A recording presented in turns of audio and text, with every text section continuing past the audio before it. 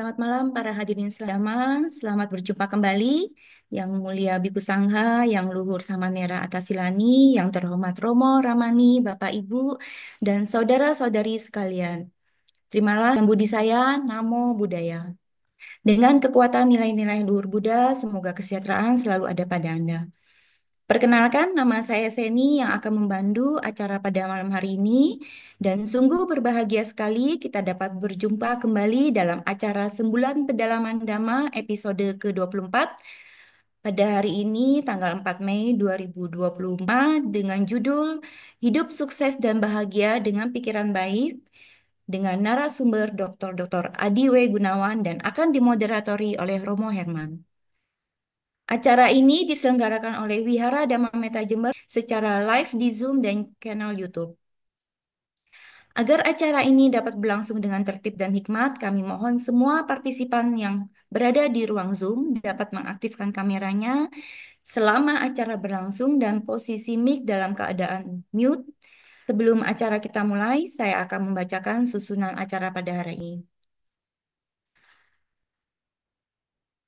Pertama-tama akan dimulai dengan lagu Kami Datang Bersujud, nama Karapata yang akan dipimpin oleh moderator, pembacaan Dhammapada, pembacaan Parita, pembacaan profil narasumber, sesi tanya jawab, closing statement, pemberian piagam ucapan terima kasih kepada pembicara, pembacaan Parita Patidana, kemudian ditutup dengan nama Karapata, pengumuman, dan penutup. Selanjutnya, marilah kita mendengarkan lagu pembuka pada malam hari ini. Kami datang bersujud.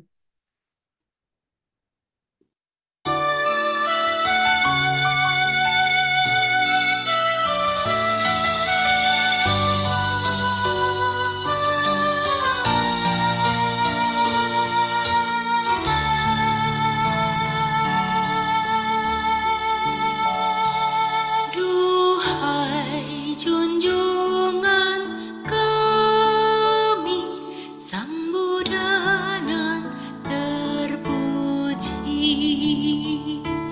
kami datang bersujud padamu untuk berbakti. Hati tentram dan damai, tiada kebimbangan, merenungi namamu yang agung dan mulia, menghayati namamu yang luhur dan mulia.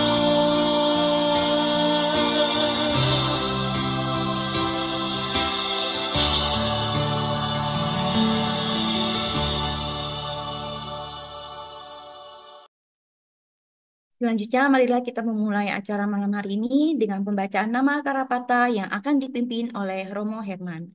Kepada Romo Herman, kami persilakan. Ya, baik, terima kasih Saudara Jenny. Rama-ramani Ibu Bapak serta saudara-saudari sedama, mari kita bersama-sama mengangkatkan kedua tangan. Kita akan bacakan nama Karapata. Arahang Sama Sambuddho Bhagawa Arahang Sama Sang Buddha Bhagawa. Buddhang Bhagawantang Abhiwademi Buddhang Bhagawantang Abhiwademi. Sang Bhagawa yang Maha Suci, yang telah mencapai penerangan sempurna. Aku bersujud di hadapan Sang Buddha, Sang Bhagawa. Swakato Bhagavata Dhammo Wakato Bhagawata Dhammo. Dhammang Namassami Dhammang namassami. Dhamma telah sempurna, dibabarkan oleh Sang Bagan. Aku bersujud di hadapan Dhamma. Supaltipanno bhagavato sawaka sangho Supatipano bhagavato sawaka sanggo. sanghang namami. Sanggang namami. Sangga siswa Sang Bagawa telah bertindak sempurna. Aku bersujud di hadapan Sangga. Ya, selanjutnya mari kita bersama-sama mendengarkan pembacaan syair Dhammapada yang akan disampaikan oleh Cantika Sila. Kami silakan Cantika Sila. Pembacaan Dhammapada Citawaga atau pikiran. Syair 35. Tunikahasalakuno Yataka Manipatino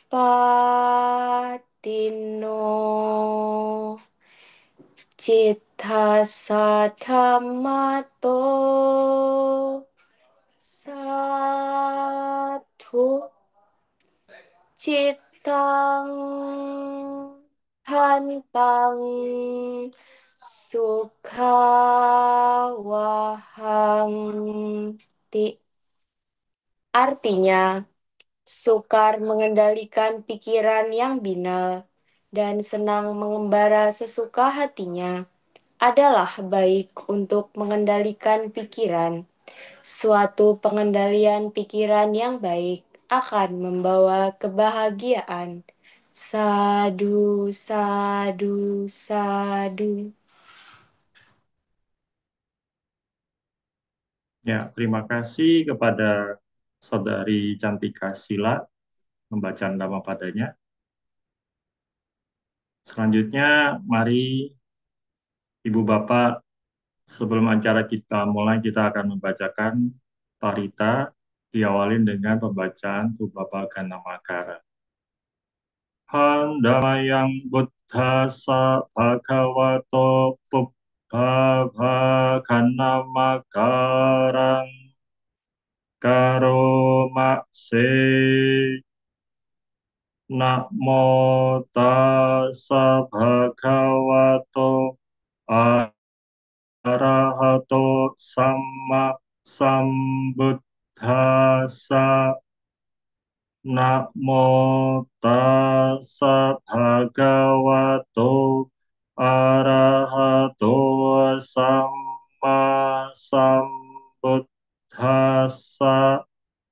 Namo tassa bhagavato arahato samma sambuddhassa.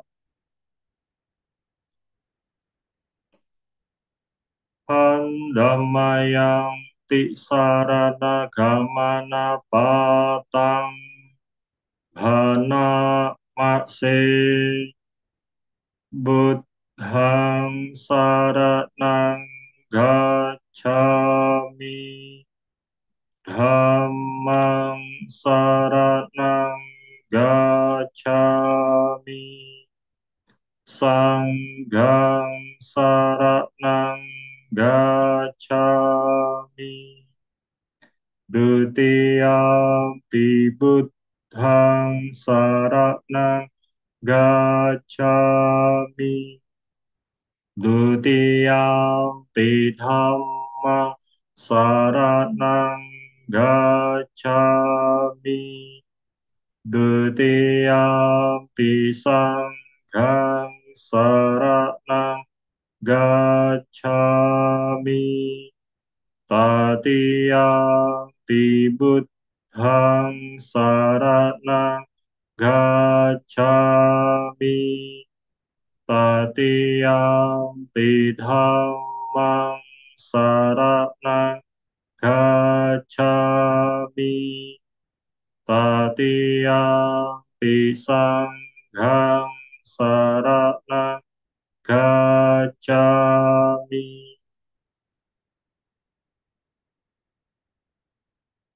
Pandamayang pancasika pada patang bana makse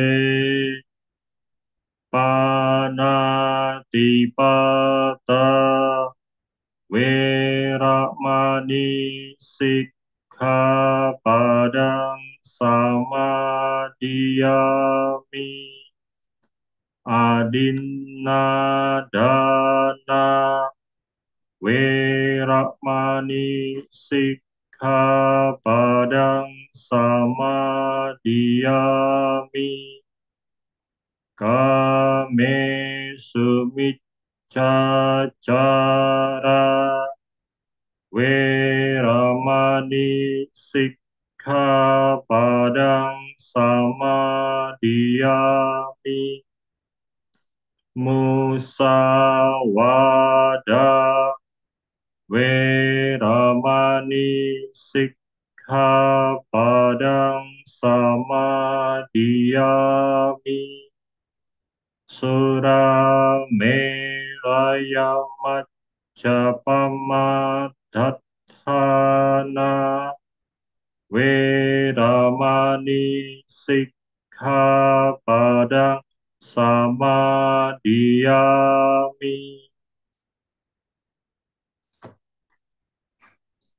Ya, selamat malam, selamat berjumpa kembali pada Ibu Bapak hadirin sedama sekalian, baik yang ada di Zoom maupun di YouTube. Pada malam hari ini kita akan mulai lagi sesi Dhamma. Pada malam hari ini yang hadir adalah bicara yang luar biasa yang sudah kita kenal. Beliau dari Surabaya. Saya akan menyapa dulu. Selamat malam, Bapak Adi W. Gunawan. Selamat malam, Sehat, Pak? Romo Herman. Ya, sebelum kita mulai bicara pada malam ini, saya akan memperkenalkan dulu pembicara kita. Saya akan membacakan dulu profil dari Bapak Adi W. Gunawan. Ini profil dari Bapak Adi W. Gunawan. Life Transformation, Dream, Dare, Deliver. Ya, Dr. Adi W. Gunawan, ST, MPD, CCH, Ketua Umum Asosiasi Hipnoterapi Klinis Indonesia.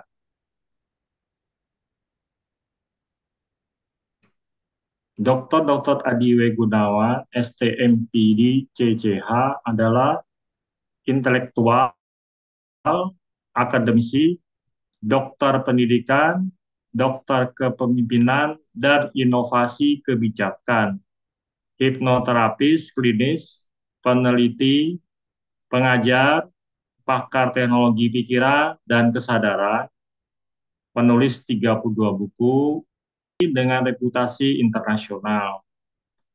Dr. Adi adalah pembicara dan pakar teknologi pikiran yang sangat dicari di Indonesia.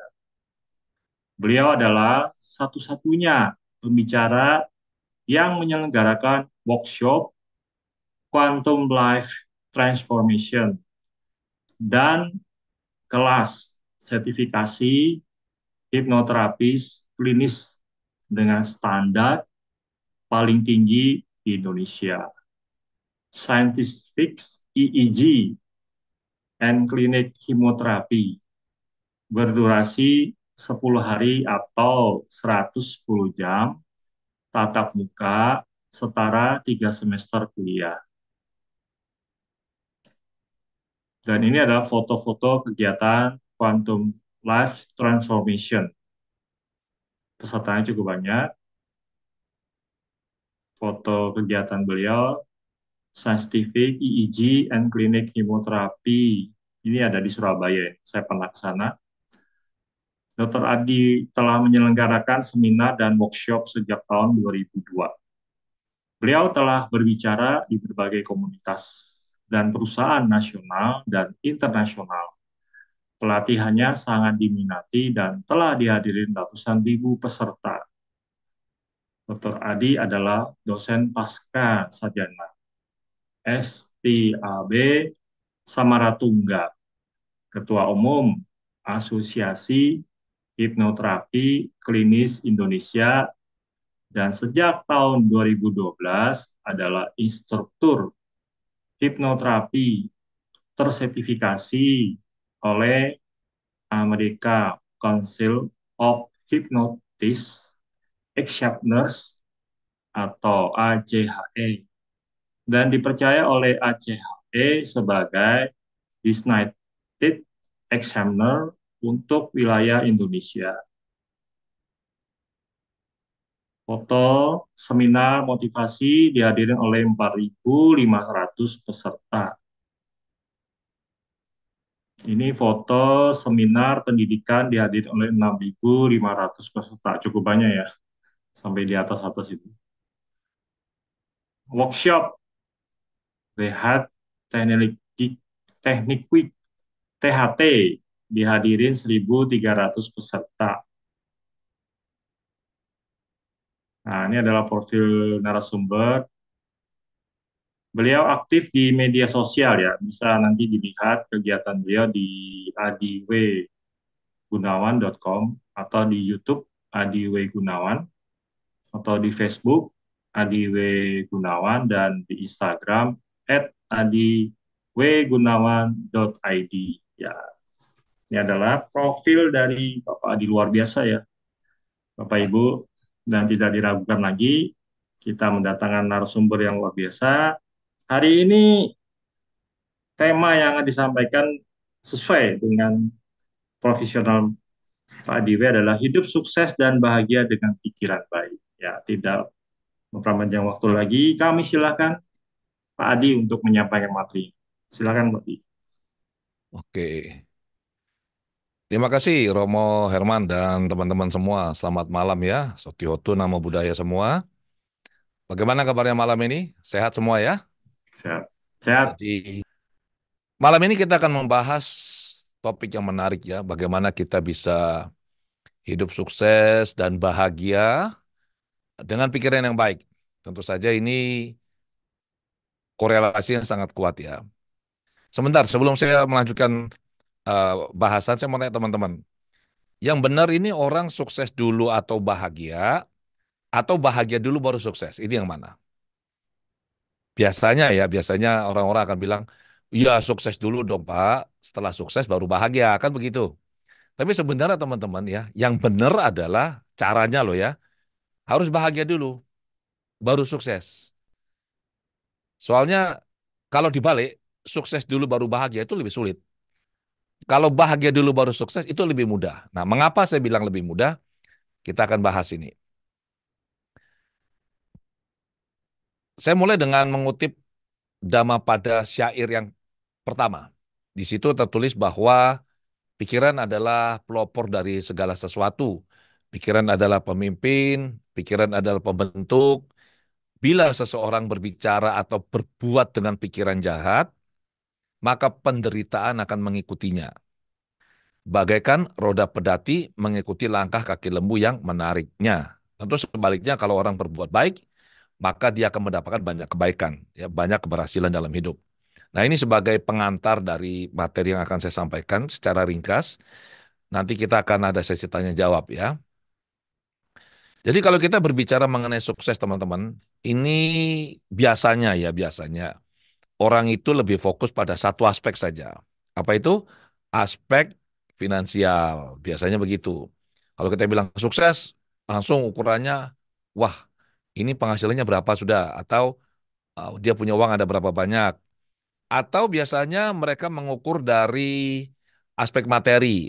Materi itu rumah, mobil, perhiasan, kemudian gadget, dan seterusnya, dan seterusnya. Ada lagi yang mengukur sukses itu dari bisnis atau karir, jabatannya sudah seberapa tinggi, apa yang sudah dia capai selama ini. Jadi itu adalah ukuran yang standar ya, yang umumnya digunakan oleh orang-orang untuk bisa menentukan, oh ini orang sudah sukses atau belum. Tapi sebenarnya kalau kita berbicara sukses, sukses yang holistik ya, sukses yang lengkap itu terdiri tidak hanya dari aspek-aspek yang tadi saya baru jelaskan ya. Jadi sebenarnya itu ada 8 aspek. Secara mudah kita buat aja 8 ya. Yang pertama itu ada aspek spiritual. Kemudian ada aspek finansial. Ada aspek bisnis atau karir. Ada aspek materi. Aspek relasi. Aspek pengembangan diri. Bagaimana kita sebagai individu berkembang dari sisi kualitas pikiran, emosi, batin kita. Termasuk juga di dalamnya adalah aspek kesehatan secara fisik. Jadi banyak orang itu yang berpikir mereka perlu mengembangkan aspek emosinya, pikirannya, tapi lupa pada aspek fisik. Nah, ini juga tidak boleh ya. Kemudian aspek liburan. Orang biasa bilang tuh healing-healing. Ya, senang-senang lah. Dan aspek sosial. Aspek sosial ini adalah bagaimana kita berinteraksi dengan orang, bagaimana kita membantu masyarakat, ya, berdana, memberikan sumbangan pemikiran atau tenaga dan seterusnya. Jadi ada 8 aspek yang perlu kita perhatikan kalau kita berbicara sukses. Nah, sekarang bahagia. Kalau kita bahagia duluan, teman-teman ya, untuk bisa meraih sukses itu jauh lebih mudah. Mengapa? Karena saat kita bahagia itu vibrasi kita positif. Kita jadi orang yang menyenangkan. Kita kalau diajak ngomong itu enak. Kita orang yang positif. Kita orang yang uh, bisa membuat orang lain itu merasa nyaman kalau kita berada di dekat mereka. Tanpa kita harus mengucapkan apapun. Orang yang bahagia itu adalah orang yang menjadi terang bagi orang-orang di sekitarnya. Jadi kita perlu bahagia dulu supaya kita bisa meraih sukses yang kita inginkan secara lebih mudah. Ada tetapinya. Banyak orang berpikir bahwa bahagia itu adalah sesuatu yang bisa dimintakan kepada orang lain atau kepada figur otoritas. Jadi ada yang mereka misalkan pergi ke tempat-tempat tertentu ya, sembayang misalnya, minta bahagia. Kemudian atau pergi kepada orang yang mereka pandang sebagai figur otoritas ya, pada sesuai dengan keyakinan mereka, minta bahagia. Jadi seolah-olah kita datang, kita minta, nanti bahagia itu diberikan kepada kita, dan kita pulang dengan membawa bahagia itu. Dan kita bahagia. Ini tidak bisa, teman-teman. Kebahagiaan ini adalah suatu kondisi yang harus diupayakan sendiri. Kita yang harus mengupayakannya secara sadar. Dan bahagia ini, letaknya ini bukan di luar, letaknya di dalam. Jadi kalau kita mencari bahagia itu di luar, tidak akan pernah bisa dapat. Meminta, tidak akan pernah bisa diberi. Satu-satunya cara adalah kita masuk ke dalam diri, kemudian kita mengupayakan sendiri. Bahagia seperti itu. Beda sama rasa senang ya. Kalau senang itu kan stimulusnya dari luar. Bahagia sebenarnya ada juga pengaruh dari luar, tetapi kontribusi yang di dalam ini jauh lebih besar. Nah, sekarang pertanyaannya, kalau orang sudah tahu kenapa sih kita kita perlu bahagia? Pertanyaan adalah begini, kenapa sih banyak orang yang tidak bahagia? Kan begitu. Ya banyak orang berusaha bahagia, tapi kenapa nggak bahagia-bahagia? Kenapa?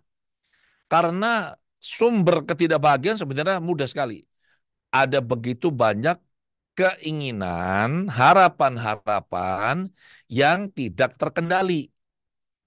Jadi dia punya keinginan banyak sekali, tidak terkendali, tidak bisa melihat kondisi dan realitas dirinya dia.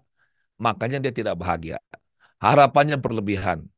Tidak tercapai, dia susah, dia tidak bahagia. Katanya seperti itu. Berbicara mengenai pikiran, teman-teman, kita mengenal ada 2 pikiran, ya. Pikiran sadar, pikiran bawah sadar.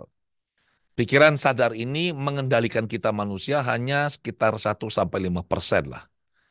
Fungsinya yaitu tadi ya, em, mengamati, kemudian melakukan observasi pengamatan, kemudian membandingkan informasi, menimbang, kemudian kita memutuskan, itu semua kerja dari pikiran sadar. Sementara di bawah permukaan yang beroperasi tanpa kita sadari, bekerja tanpa kita sadari, ini adalah pikiran bawah sadar. Disebut bawah sadar, bukan berarti orangnya tidak sadar, bukan begitu.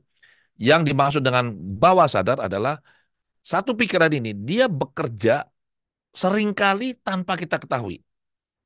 Dan pikiran bawah sadar mengendalikan kita, individu, 95-99%.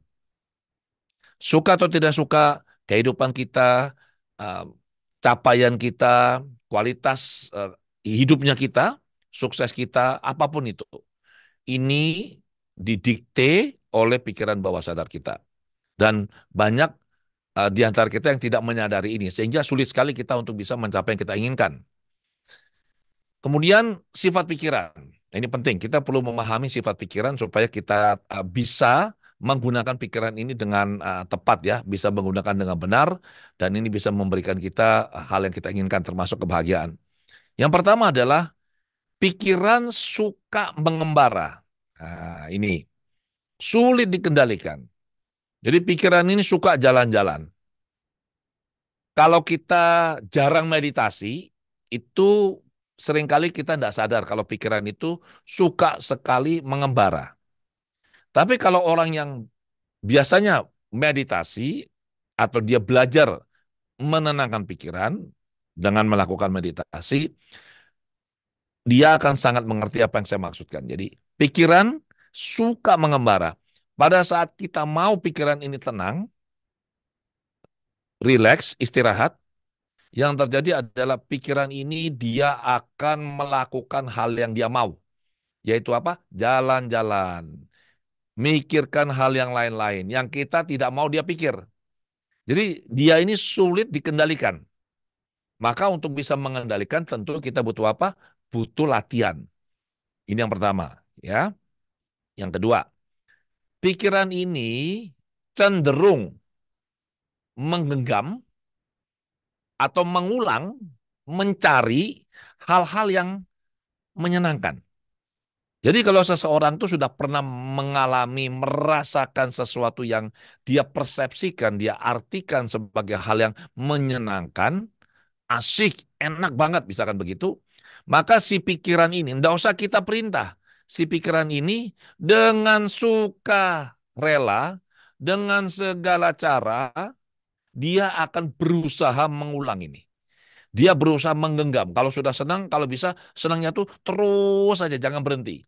Atau kalau misalkan berhenti, nanti dia akan cari kesempatan atau peluang, atau dia membuat kesempatan atau peluang ini untuk bisa mengulangi hal yang sama seperti yang tadi yang dia nikmati. Nah, ini kalau tidak terkendali sangat berbahaya. Jadi pikiran ini cenderung mengulang, menggenggam, mencari, kalau perlu memperkuat hal-hal yang dia pandang menyenangkan. Ini yang kita sebut dengan kemelekatan, kelekatan atau loba, keserakahan. Nah sekarang, apa yang terjadi apabila misalnya yang dia inginkan itu nggak tercapai? Yaitu mengulang hal-hal yang menyenangkan ini tidak tercapai. Misalkan ada satu situasi, orang atau kondisi yang menghambat dirinya dia untuk bisa mengulang hal-hal yang menyenangkan ini. Nah, pikiran ini seperti ini nih. Di satu sisi, dia berusaha menggenggam hal yang menyenangkan. Kalau tidak terkendali, maka kita bilang dia dicengkram oleh kelekatan atau keserakahan, itu loba.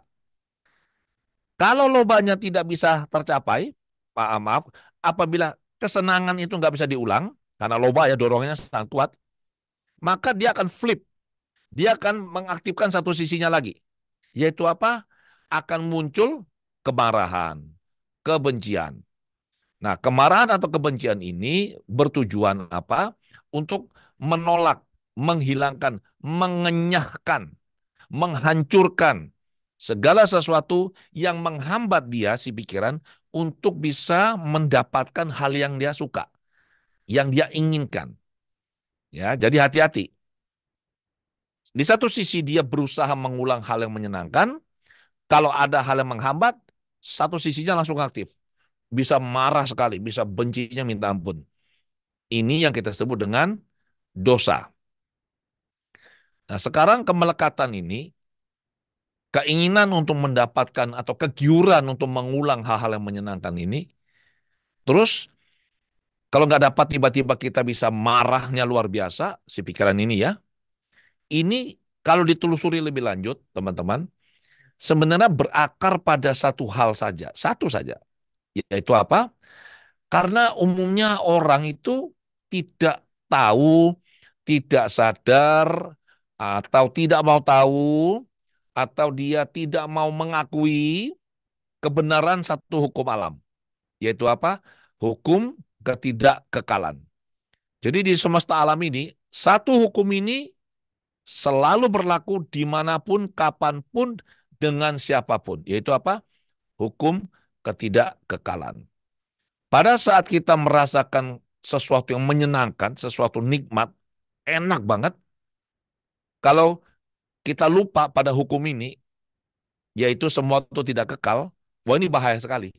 Si pikiran itu nanti karena dia tidak tahu atau tidak mengerti atau tidak mau tahu hukum ini, dia akan cenderung mau mengulang hal-hal yang tadi menyenangkan.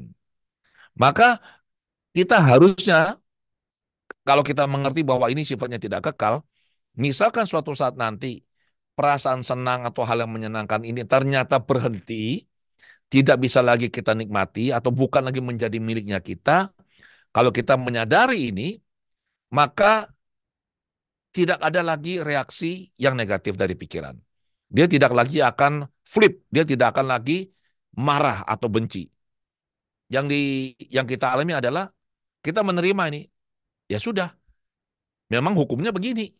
Tidak ada yang kekal. Kalau tadi saya senang, ya kesenangan ini bisa berhenti. Bisa juga nanti berubah menjadi kesedihan. Kalau sekarang saya lagi sedih, nanti saya bisa berubah nih, bisa menjadi senang. Ini akan sangat bagus untuk kita bisa merasakan kebahagiaan. Jadi sebenarnya secara sederhana, kebahagiaan itu adalah apabila kita bisa menerima realitas. Menerima sesuatu itu apa adanya. Perubahan itu tidak pernah mengakibatkan penderitaan. Tidak pernah. Perubahan itu adalah sesuatu sifatnya alami. Ketidakkekalan itu adalah sesuatu yang sifatnya alamiah. Sudah mulai dari zaman dulu, ini berlaku, zaman sekarang, atau di masa depan.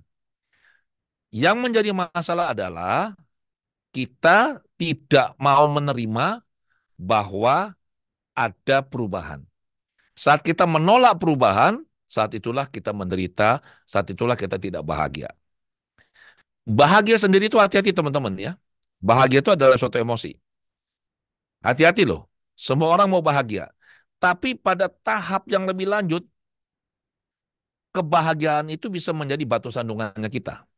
Karena kalau orang sudah bahagia kan, ya sama. Bahagia kan emosi positif, hal yang menyenangkan. Tentu saja pikiran ini akan kepingin kalau bisa terus bahagia, kan begitu. Sekali karena sesuatu hal terjadi dan kita tidak bahagia, wah itu luar biasa penderitaannya.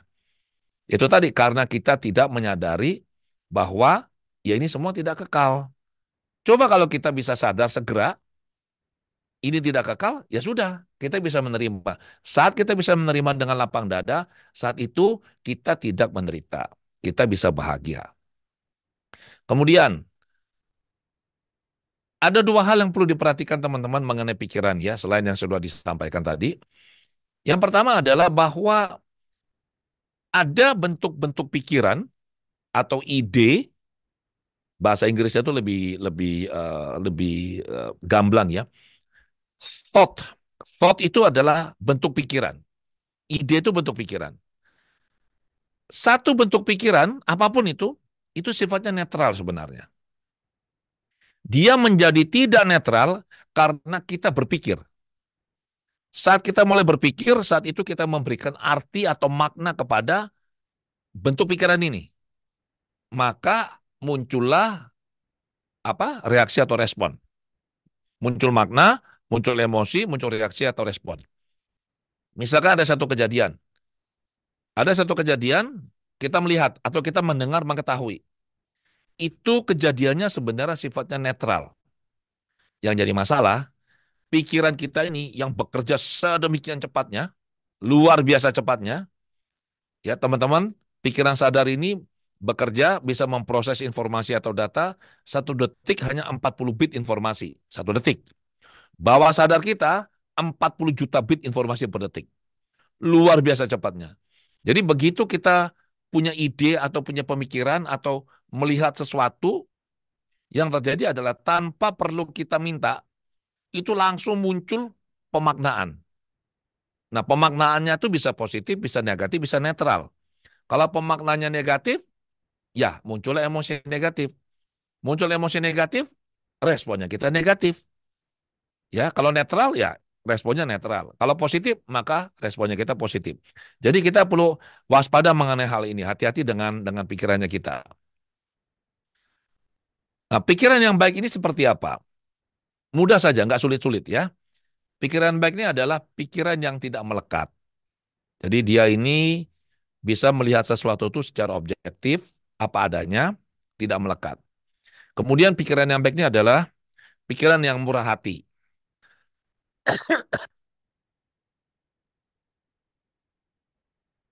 Pikiran yang murah hati.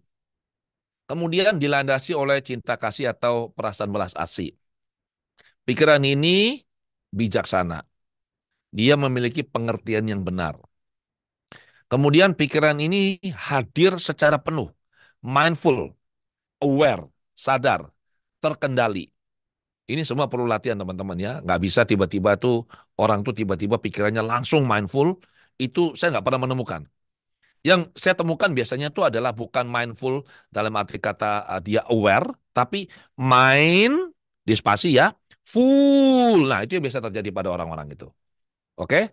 Bukan mindful aware, tapi penuh. Kalau bahasa Jawanya itu full. Mind full sekali. Bukan bukan mindful yang kalau kita belajar meditasi. Kemudian juga pikiran ini menghasilkan niat-niat yang baik. Ini penting ya. Pikiran yang baik, dia menghasilkan niat-niat yang baik, yang bermanfaat. Pikiran ini juga perlu rasional dan positif. Dan dia juga sifatnya reflektif. Reflektif artinya berpikir tentang dirinya. Wah, ini keren ini. Jadi satu-satunya makhluk ya, satu-satunya makhluk di dunia ini, di semesta ini yang bisa berpikir mengenai menggunakan piranti ya, menggunakan alat yang sama yaitu pikiran, untuk memikirkan dirinya sendiri, yaitu pikiran, itu hanya manusia. Jadi manusia hanyalah satu-satunya makhluk yang bisa menggunakan pikiran untuk memikirkan atau menganalisis dirinya sendiri. Pikiran memeriksa dirinya sendiri. Pikiran memikirkan pikiran. Pikiran menganalisis pikiran. Itu hanya manusia. Ini kemampuan namanya metakognisi.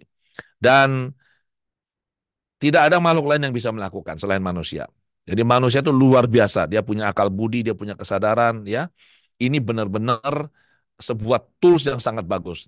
Nah, kalau kita bisa mengatur, mengendalikan pikiran dengan baik, maka untuk meraih sukses itu tidak sulit.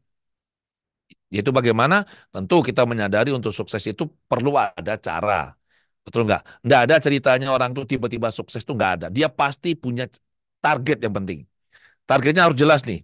Targetnya apa?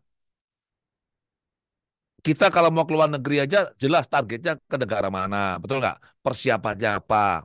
Itu detail itu perencanaannya. Nah, hidup juga seperti ini.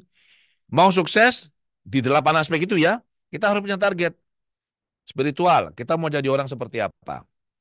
Saya bicara spiritual, tidak bicara ritual ya. Kalau ritual itu adalah kegiatan, aktivitas fisik yang bisa dilihat oleh seseorang, itu namanya ritual.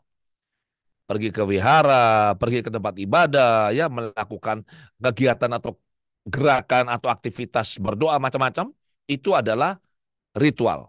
Sementara spiritual itu sesuatu yang terjadi di dalam diri kita. Ini nggak bisa orang lihat. Tetapi orang bisa merasakan dampaknya. Kalau orang yang berkembang spiritualnya, batinnya berkembang dengan sangat baik, dipenuhi dengan perasaan cinta, dia damai, dia bahagia, ya dia berkembang. Orang bilangnya kotoran-kotoran batinnya terkikis, banyak yang sudah dia kikis, dia lenyapkan, maka ini akan terpancar dari satu, pikirannya bagus. Kedua, ucapannya bagus. Tiga, tindakan dan perbuatannya bagus. Jadi itu bisa dirasakan oleh orang. Sesuatu yang terjadi di dalam, itu spiritual. Nah, bagaimana kita, goal berikutnya adalah soal finansial. Kita kepingin punya penghasilan berapa. Kemudian bisnis karir kita mau seperti apa. Relasi kita seperti apa. Kemudian kesehatan kita seperti apa. Nah, itu harus ada targetnya. Harus ada goal. Goal ini sebagai penuntun. Jadi bayangkan Anda mau sukses teman-teman ya. Tapi Anda tidak punya goal, pikiran Anda ini jadi nganggur. Pikiran ini, lihat ya, dia suka mengembara. Tapi kalau pikiran diberi target yang jelas, maka dia seperti misal, ya, seperti misil. Teman-teman mungkin pernah nonton mana film dulu, mungkin nonton Top Gun atau semacam itu, di mana ada eh, pesawat tempur itu dia bawa misil, kemudian kalau dia mau nembak sasaran, itu kan pasti dikunci dulu tuh. Targetnya yang mana nih? Dia harus kunci dulu. Setelah dia kunci, baru dia pencet tombolnya. Dus, barulah misalnya terbang untuk mengejar sasaran itu.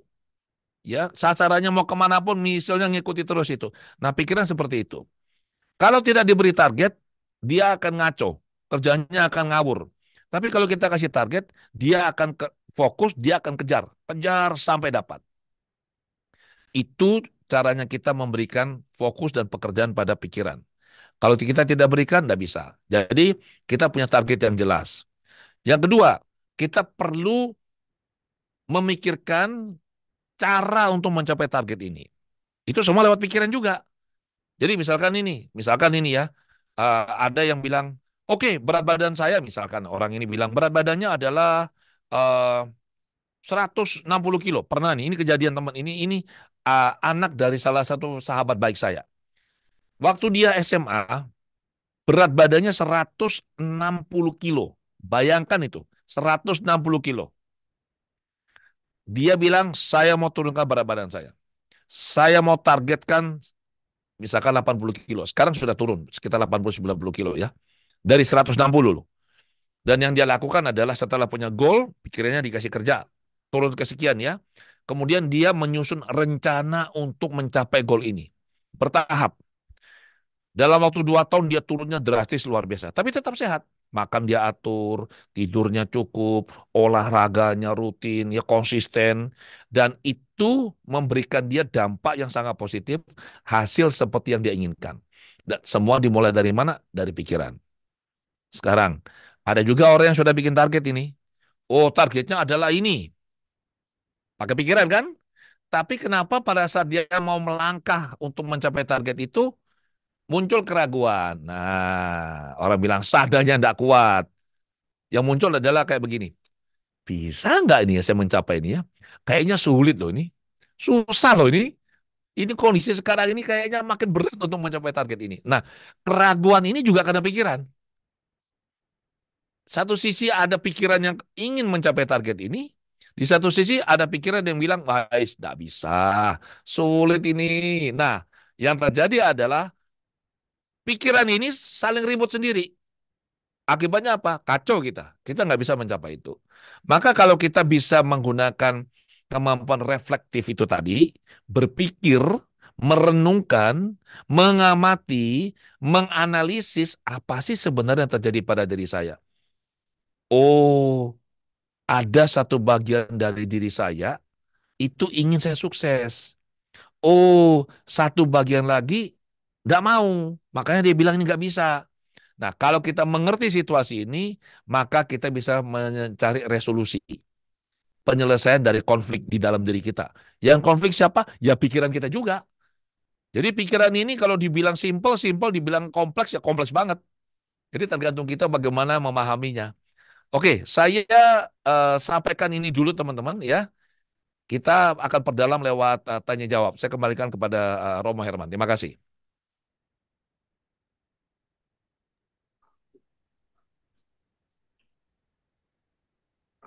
Ya, baik. Pak Adi Wei, terima kasih atas pemaparan materi yang cukup singkat tapi cukup berisi ya, memancing kita untuk banyak bertanya. Tapi sebelum kita bertanya, saya mau meringkas dulu dari penjelasan Pak Adi supaya juga dari saudara-saudari yang ikut dalam acara ini bisa menyiapkan pertanyaan juga. Bagi yang ada di Zoom bisa bisa raise hand atau lewat chat. Yang di YouTube juga bisa ditulis di chatnya, nanti saya akan bacakan. Tapi tadi saya dapat satu poin yang cukup baik dari penyampaian Pak Adi, bahwa bahagia itu ternyata ada di dalam diri kita sendiri. Jadi kita tidak perlu cari di luar seperti yang diajarin Sang Buddha. Kita nggak perlu cari wangsit di luar bahagianya, tetapi bahagia sebenarnya ada di diri kita sendiri ya. Dan aspek yang perlu kita penuhi dalam bahagia itu ada 8 tadi sampaikan Pak Adi. Yang pertama spiritual, juga financial, kemudian karir bisnis, materi, relasi, pengembangan diri, kesehatan, ya perlu liburan dan hubungan sosial masyarakat. Ada 8 tuh yang perlu kita penuhi dan tentunya kita perlu bahagia dulu ya, baru sukses yang disampaikan Pak Adi.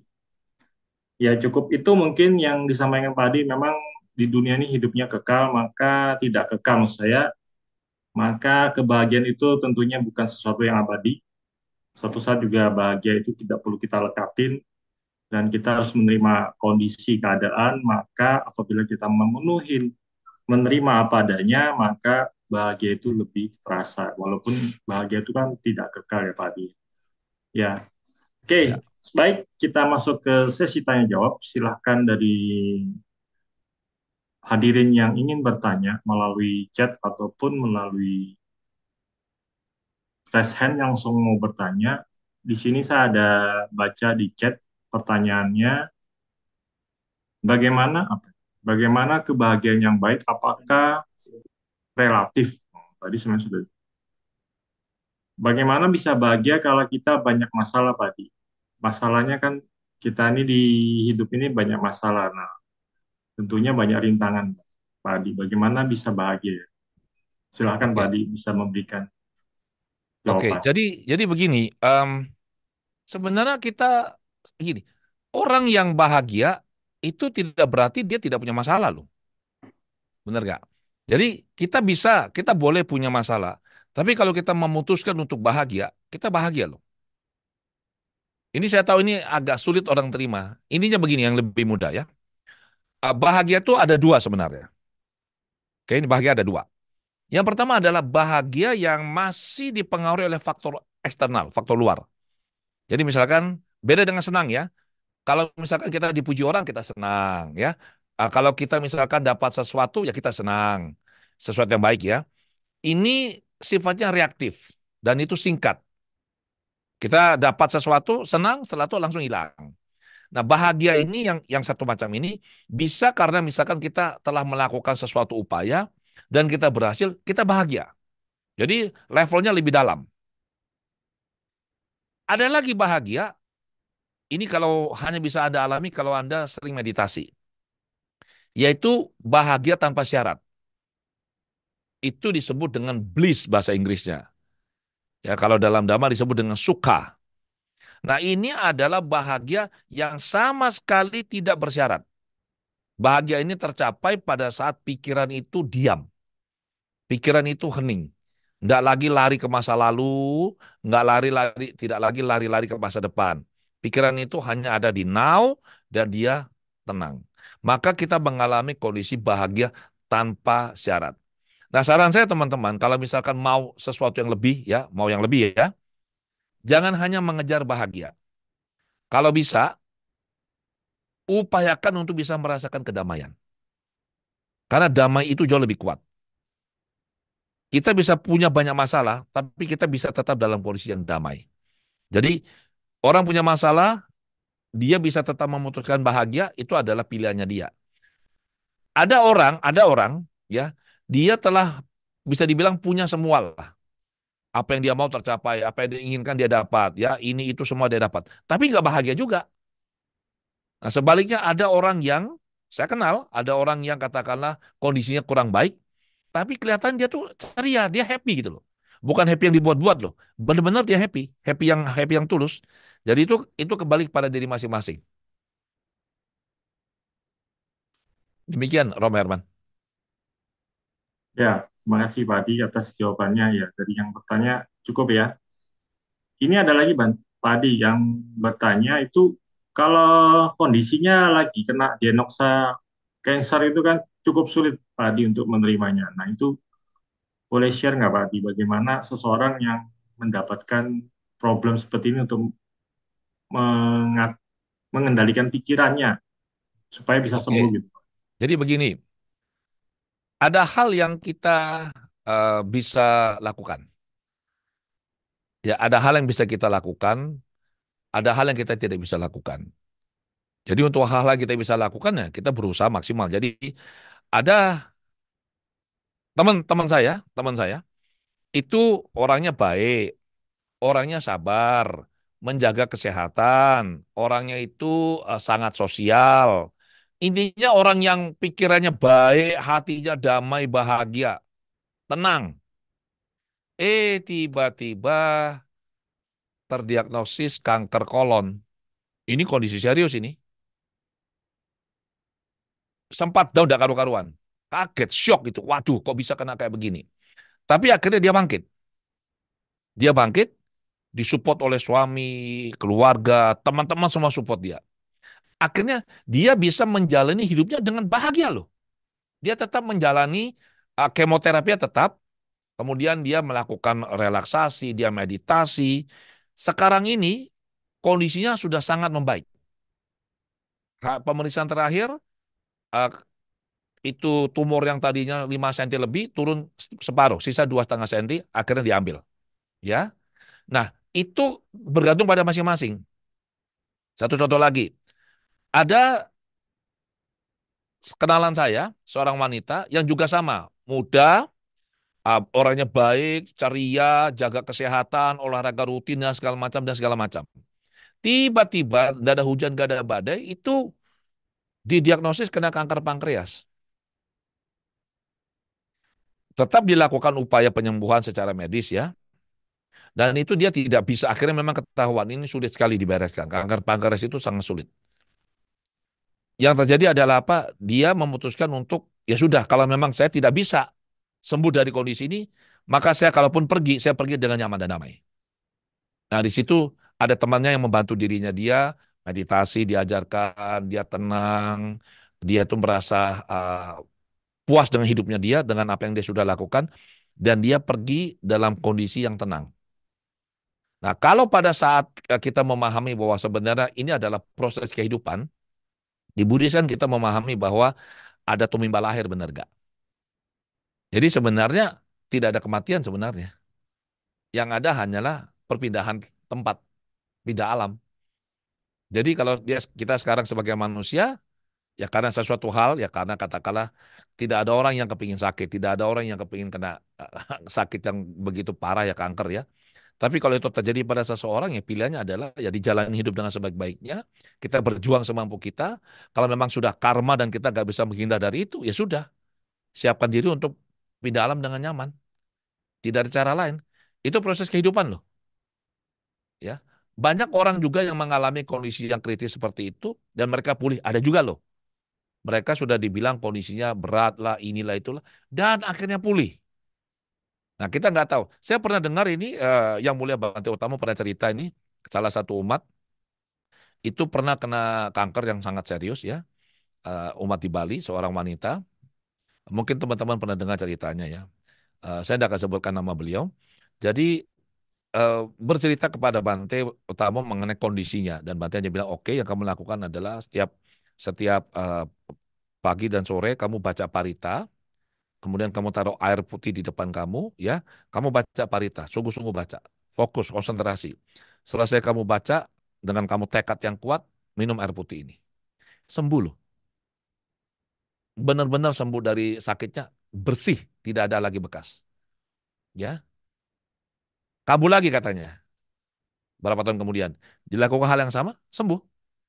Jadi itu bagaimana kekuatan pikiran kita, perbuatan baik kita, dan banyak faktor ya, banyak faktor untuk bisa membuat kita itu terbebas dari kondisi yang kurang kondusif seperti itu. Tapi intinya adalah kita bisa memutuskan kita mau tetap menjalani hidup dengan sangat baik atau kita mau menderita. Ada gini, kalau suatu kejadian negatif akan mengenai kita, itu seperti ada dua panah yang ditembakkan ke kita. Dua panah. Tapi tidak bersamaan itu. Yang satu duluan, yang satu di belakangnya. Nah, panah pertama itu adalah rasa sakit. Rasa sakit karena orang itu kena musibah, dia sakit yang serius atau mengalami kerugian atau apapun lah. Itu rasa sakit. Itu kita sulit menghindar. Kena, boom, kena panahnya. Kita sakit. Waduh, menyadari bahwa ada keluarga yang meninggal. Itu kita mengalami dalam tanda kutip sakit. Itu perasaan sedih. Tetapi panah kedua ini tidak harus mengenai kita loh. Itu pilihan sudah panah kedua. Panah kedua ini adalah yang namanya penderitaan atau suffering. Ya, saya mengutip apa yang disampaikan oleh Yang Mulia Bante Panyawaro sekian tahun yang lalu pada saat di Palembang. Saya mendapat kesempatan mendampingi beliau untuk eh, memberikan sharing pengetahuan kepada umat yang di Palembang sana. Eh, yang Mulia Bante Panyawaro dengan sangat bagus memberikan analogi cerita bahwa eh, karma buruk itu bisa berbuah, tetapi karma buruk yang berbuah itu tidak berarti kita harus menderita loh, nggak harus. Jadi dikisahkan ada orang punya baru selesai bangun rumah, rumahnya bagus, cantik, megah, ya. Nah, satu hari saat dia lagi di luar rumah, dia lagi kerja begitu, ada anak-anak di situ lagi main main bola di jalan. Nggak sengaja bolanya itu terlempar kena jendela rumahnya yang besar yang megah itu pecah. Nah, ini kan karma buruknya berbuah nih. Nah, orang ini pulang mendapati kaca rumahnya yang baru ini pecah, dia marahnya luar biasa. Nah, itu pain, ya, itu rasa sakit. Panah pertama sudah nancep tuh, kena dia. Masalahnya adalah dia tidak bisa terima ini. Dia marah sekali. Dia bilang, siapa yang melakukan ini? Tidak tahu ya nih, ini rumah baru. Berapa nih harga kacanya? Pokoknya dia marah ada karu-karuan. Besok dia bangun tidur, marah lagi. Satu hari marah. Lusa dia bangun tidur, marah lagi. Jadi seperti ibaratnya, dia malah mau tidur, marahnya dia masukkan kulkas dulu nih. Dia tidur dulu ya. Besok pagi marahnya dimasukin lagi tuh. Nah, orang ini mengalami karma buruk, dia mengalami pain, rasa sakit, tapi dia memilih juga untuk menerima panah yang kedua, yaitu apa? Suffering, penderitaan itu. Nah, itu yang kita perlu pahami bahwa ini dua hal yang berbeda. Demikian, Romo. Ya, baik. Terima kasih penjelasannya Pak Adi. Jadi, kuncinya adalah mungkin dari hasil karma kita masing-masing. Kita sudah berusaha semaksimal mungkin, ya kembali ke karma kita masing-masing. Jadi, baik, selanjutnya ada pertanyaan lagi dari Meta Shumei. Namo Buddhaya Pak Adi. Sebelumnya Bapak menyampaikan tentang pikiran yang punya target dan pikiran yang ragu. Apakah bisa mencapai target tersebut? Adakah langkah tips untuk menguatkan keyakinan supaya nggak sabotase diri sendiri? Terima kasih. Ya, jadi kan kita nomor satu membuat target, dan target itu harus target yang terukur loh ya. Target yang terukur, target yang realistis untuk saat ini loh, untuk kondisi kita saat ini. Saya minggu lalu tuh terima konseling, ada satu anak muda ya, udah muda, pinter sekali. Dan hidupnya saya lihat ini tidak bagus, agak kacau. Dia tanya saya, apa yang dia harus lakukan? Saya bilang, oh simple. Saya tanya, kamu punya nggak target atau perencanaan hidup? Jawabannya apa? Ya, saya tahu saya mau apa. Saya tanya, tertulis enggak? Jawabannya tidak. Saya bilang, oke, tugas kamu nanti kamu pulang ke rumah, kamu harus buat target yang jelas ya, tertulis. Nah, saya tanya dia lagi gini. Misalkan kamu bisa punya penghasilan. Kamu kepingin punya penghasilan berapa satu bulan? Tahu nggak jawabannya apa? Saya mau punya penghasilan 5 miliar. Saya ketawa loh dengar jawaban itu. Saya bilang, itu tidak realistis. Untuk kondisi kamu sekarang, itu nggak realistis. Karena dia masih kuliah. Nanti bisa 5 miliar itu. Saya yakin kamu bisa. Saya yakin betul kamu bisa, saya bilang. Tapi yang realistis sekarang itu berapa? Mengingat situasi dan kondisi kamu. Jadi kalau bisa dibuat target yang realistis, setelahnya baru kita naikkan perlahan. Naikkan perlahan begitu. Nah, kemudian saya bantu dia untuk mengerti dan bagaimana menyusun goal itu. Nah, setelah kita punya goal, kita harus cek, kita yakin tidak bisa mencapai ini. Sadanya kita kuat enggak? Kalau kita nggak yakin, nggak bisa. Kalau nggak yakin, ngapain kita melakukan? Benar nggak? Jadi yang kita harus cek adalah, kita yakin nggak? Kalau nggak yakin, dibuat yakin diri kita. Ada banyak cara. Misalkan ini, biasanya kita membandingkan ini kan, ah masa si itu bisa kok, masa aku nggak bisa? Dia bisa ya, aku harusnya lebih bisa dong. Misalkan, lah aku kondisinya lebih baik dari dia, ya. Misalkan sekolahnya lebih tinggi atau kesempatannya lebih bagus. Masa dia yang begitu aja bisa, saya nggak bisa? Nah, kita ambil positifnya. Itu akan menguatkan keyakinannya kita. Kalau kita coba segala cara tetap nggak bisa, nah saran saya Anda perlu bantuan sudah. Ini perlu bantuan untuk menetralisir pikiran yang negatif ini. Demikian Romo. Ya, baik. Terima kasih, Pak Adi. Jadi target itu harus realistis ya, supaya kita nggak Ya, stres juga. Karena kalau asal target aja kan tidak belum tentu kita bisa mencapai, hanya tidak sesuai dengan keinginan. Selanjutnya ada pertanyaan dari Heri. Nama budaya Pak Adi, ada satu pertanyaan. Di sini para biku, seseorang dalam kesakitan dan kesedihan mempraktikkan 10 jalan karma baik. Dan ia mengalami kesakitan dan kesedihan dengan mempraktikkan 10 jalan karma baik sebagai kondisi ketika hancurnya jasmani setelah kematian, ia muncul kembali di alam bahagia, bahkan di alam surga. Ini disebut cara melaksanakan segala sesuatu yang menyakitkan pada saat ini dan matang di masa depan sebagai menyenangkan. Itu dari kitab suci Mahadama Samada Sutta. Manija, Manija, Majjhima Nikaya 46. Bersakit-sakit dahulu, bersenang-senang kemudian. Di dalam 10 jalan karma baik ada 3 bagian untuk pikiran, yaitu tidak loba, tidak dosa, dan meluruskan pandangan yang agar tidak moha. Mengapa untuk hidup sukses dan bahagia dengan pikiran baik seperti ini, terkadang harus bersakit-sakit dahulu, bersenang-senang kemudian. Anumodana Pak Adi. oke. Em, saya tidak akan mengomentari mengenai praktek yang dilakukan oleh biku ya. Itu di luar ranah pengetahuan dan keilmuan saya. Saya akan membahas yang pertanyaan yang terakhir saja. Mengapa untuk hidup sukses dan bahagia dengan pikiran baik seperti ini terkadang harus sakit-sakit dahulu, bersenang-senang kemudian? Sebenarnya bersakit-sakit dahulu itu tergantung persepsinya kita loh. Ada orang yang merasa proses untuk dia mencapai sukses itu adalah penderitaan. Ada loh. Misalkan dia itu orang yang tidak disiplin. Untuk sukses dia harus disiplin. Bagi dia itu nggak nyaman. Mau sukses itu misalkan dia harus bangun pagi. Itu nggak nyaman. Ya dia mengartikan itu sebagai bersakit-sakit dahulu. Tapi kalau kita misalkan sadar betul bahwa ini adalah proses yang harus dijalani untuk mencapai apa yang kita inginkan, maka itu bukan bersakit-sakit. Ini adalah proses. Ada juga orang yang meraih sukses itu tanpa harus bersakit-sakit loh. Ini saya sharing sih ya. Em, bulan eh, minggu lalu, 2 minggu lalu saya menyelenggarakan pelatihan yang di Prigen itu.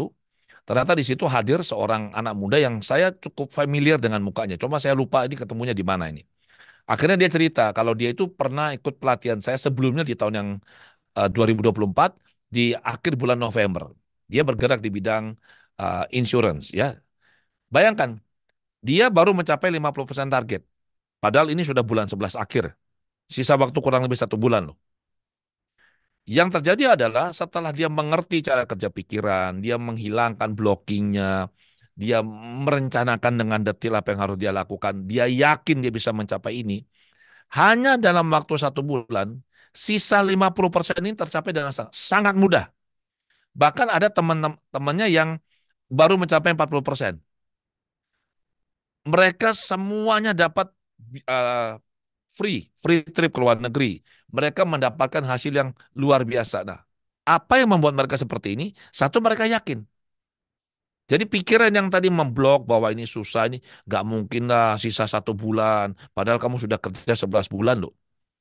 Begitu mereka menyadari ini semua, maka prosesnya ini bukan lagi proses yang menyakitkan atau bersakit-sakit. Tidak. Ini adalah proses yang menyenangkan. Karena mereka melakukannya dengan apa? Perasaan gembira. Ini beda. Jadi kalau orang mengatakan dia harus bersakit-sakit dahulu, bersenang-senang kemudian, ya ini yang umumnya ada di masyarakat. Kalau saya lebih memilih bersenang-senang sekarang, bersenang-senang lagi kemudian. Lebih enak begitu kan? Jadi sambil kita melakukannya kita bahagia, dan saat kita mencapai sukses itu, kita merasa lebih bahagia lagi. Wah itu nyaman sekali. Jadi jangan merasa bersakit-sakit. Itu yang saya bisa sampaikan, Romo. Silakan. Ya, baik, penjelasannya Pak Adi udah jelas ya. Ya, lebih pilih yang bersenang-senang dan bersenang-senang kemudian, Pak. Kenapa harus bersakit-sakit kalau bisa pilih yang bersenang-senang? Ya, Ya, ya itu pada umumnya ya. Selanjutnya ada pertanyaan dari Edi Kembi. Selamat malam Pak Adi. malam. Pertanyaan saya bagaimana cara mengatasi atau solusinya satu sisi target yang sudah ditetapkan tetapi sisi lainnya ada keraguan dalam mencapai target yang ditetapkan. Jawabannya sederhana. Sisi yang percaya itu kita perkuat. Sisi yang ragu itu kita netralisir. Sesimpel itu. Cuma tentu saja untuk melakukan ini butuh butuh butuh kebijaksanaan, butuh upaya, butuh teknik yang tepat, ya. Jadi ini bisa dan tidak sulit melakukan ini. Yang bagian yang percaya kita perkuat supaya dia lebih percaya lagi bahwa kita mampu melakukannya, yakin. Bagian yang merasa ragu ini kita lemahkan atau kita netralisir. Sehingga begitu dia sudah netral, yang ada tinggal apa? Yakin. Maka hasilnya akan jauh lebih cepat. Demikian Romo. Ya, baik. Pertanyaan singkat, jawaban singkat. Nah, ini pertanyaan yang berikutnya. Kalau pikiran baik itu bisa menumbuhkan perbuatan baik. Pada umumnya seperti itu. Ya. Nah, kemudian eh, apakah dengan perbuatan baik itu kita harus juga bisa menumbuhkan berbuat baik kepada orang lain? Jadi kita dengan berbuat baik itu kepada orang lain kita bisa bahagia. Tapi pada umumnya ada yang tidak berbuat baik kepada orang cuma untuk diri sendiri itu gimana Pak Adi? Jadi begini, kan kita diminta melakukan 3 hal kan. Nomor 1 dalam Buddhism ya, jangan lakukan kejahatan, benar gak? Nomor 2, apa yang harus kita lakukan? Hanya berbuat baik. Banyak berbuat baik, benar gak? Nomor 3, baru sucikan pikiran, kan begitu? Jadi nomor 1 itu kita jangan melakukan hal yang buruk pada orang. Ataupun kepada diri sendiri loh. Jadi kalau kita mau, misalkan mau berbuat baik, kita tidak akan bisa memberikan apa yang kita nggak punya. Ini penting ini. Banyak orang yang, wah saya mau berbuat baik kepada orang lain, kepada makhluk yang lain. Pertanyaan saya, apakah kita sudah melakukan perbuatan baik pada diri kita sendiri belum? Itu yang pertama. Kalau belum, fokus pada diri sendiri dulu. Yang kedua, apakah kita sudah melakukan kebaikan kepada keluarga dulu? Ini yang inti dulu nih, keluarga. Baru setelahnya kalau kita bisa melakukan ini, kita lakukan ke orang lain. Ini yang benar. Ada teman saya, ya kenalan lah. Dia itu suka sekali berbuat baik. Wah, pokoknya setiap minggu tuh dia sibuk di kegiatan sosial ini, kegiatan sosial itu, luar biasa. Tapi dampaknya apa? Keluarganya berantakan. Ini bukan perbuatan baik loh. Dia merusak dirinya sendiri dan keluarganya. Seolah-olah dia berbuat baik kepada orang lain dengan dia mengorbankan dirinya dan keluarganya. Ini tidak bijaksana. Perbuatan baik itu harus dilakukan dengan bijak. Nggak bisa asal dilakukan. Satu, apakah baik untuk kita nggak? Merugikan kita nggak? Kalau merugikan kita, jangan. Ya, itu yang penting. Ada, jadi dia sibuk sekali di luar tiap minggu kegiatan sosial lah, di sinilah, di situlah, kelihatannya kayak orang yang luar biasa lah sudah. Akhirnya baru tahu hubungan dengan suami nggak bagus, dengan anak nggak bagus, itu nggak ada artinya sebenarnya. Jadi dia itu tidak berbuat baik, dia berbuat jahat sebenarnya itu dengan alasan berbuat baik. Ya demikian. Ya, baik Pak Di. Nah, ini saya mau tanya Pak Di. Tadi kan dalam kita mencapai sukses kan harus punya target ya. Tapi Ya, ternyata target itu sendiri kan pasti punya rintangan. ya. Nah, begitu juga dalam hal kita melatih pikiran. Nah, bagaimana cara melatih pikiran tadi dijelaskan sama Pak Di kan melalui mindful, biasanya kalau kita Buddhis, kita ngomong meditasi. Nah, ternyata pikiran ini ya luar biasa ya, karena kalau kita lagi beraktivitas kan dia tidak muncul pikiran-pikiran yang negatif. Mm-mm. Tapi kalau begitu kita diem, itu kok dia bisa muncul ya Pak Adi. Artinya biasanya kalau meditasi itu malah memunculkan pikiran-pikiran. Nah, biasanya kalau di Buddhis itu kita kenal dengan namanya rintangan batin ada 5 ya. Yang kita sebutkan biasa ada nafsu keinginan, niat jahat, kemudian muncul rasa malas, dan kecemasan, dan terakhir kita ragu. Nah, 5 ini bagaimana caranya Pak Adi untuk mengatasi kalau kita mau mindful itu? Oke, jadi begini, yang pertama bahwa pikiran itu hanya bisa memikirkan satu hal pada satu saat. Nggak bisa dua. Pikiran hanya bisa memikirkan satu hal pada satu saat. Makanya kalau orang yang lagi ada masalah misalkan ya, pada saat lagi sibuk kerja, dia lagi sibuk melakukan aktivitas, dia baik-baik saja.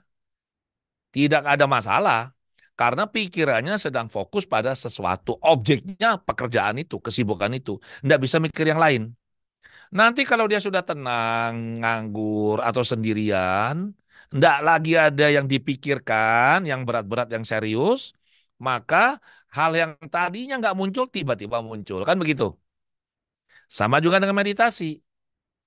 Meditasi itu kan kita punya pikiran itu sebenarnya sudah nggak disibukkan dengan kerjaan-kerjaan yang serius-serius kan. Kita sekarang serius mengamati objek.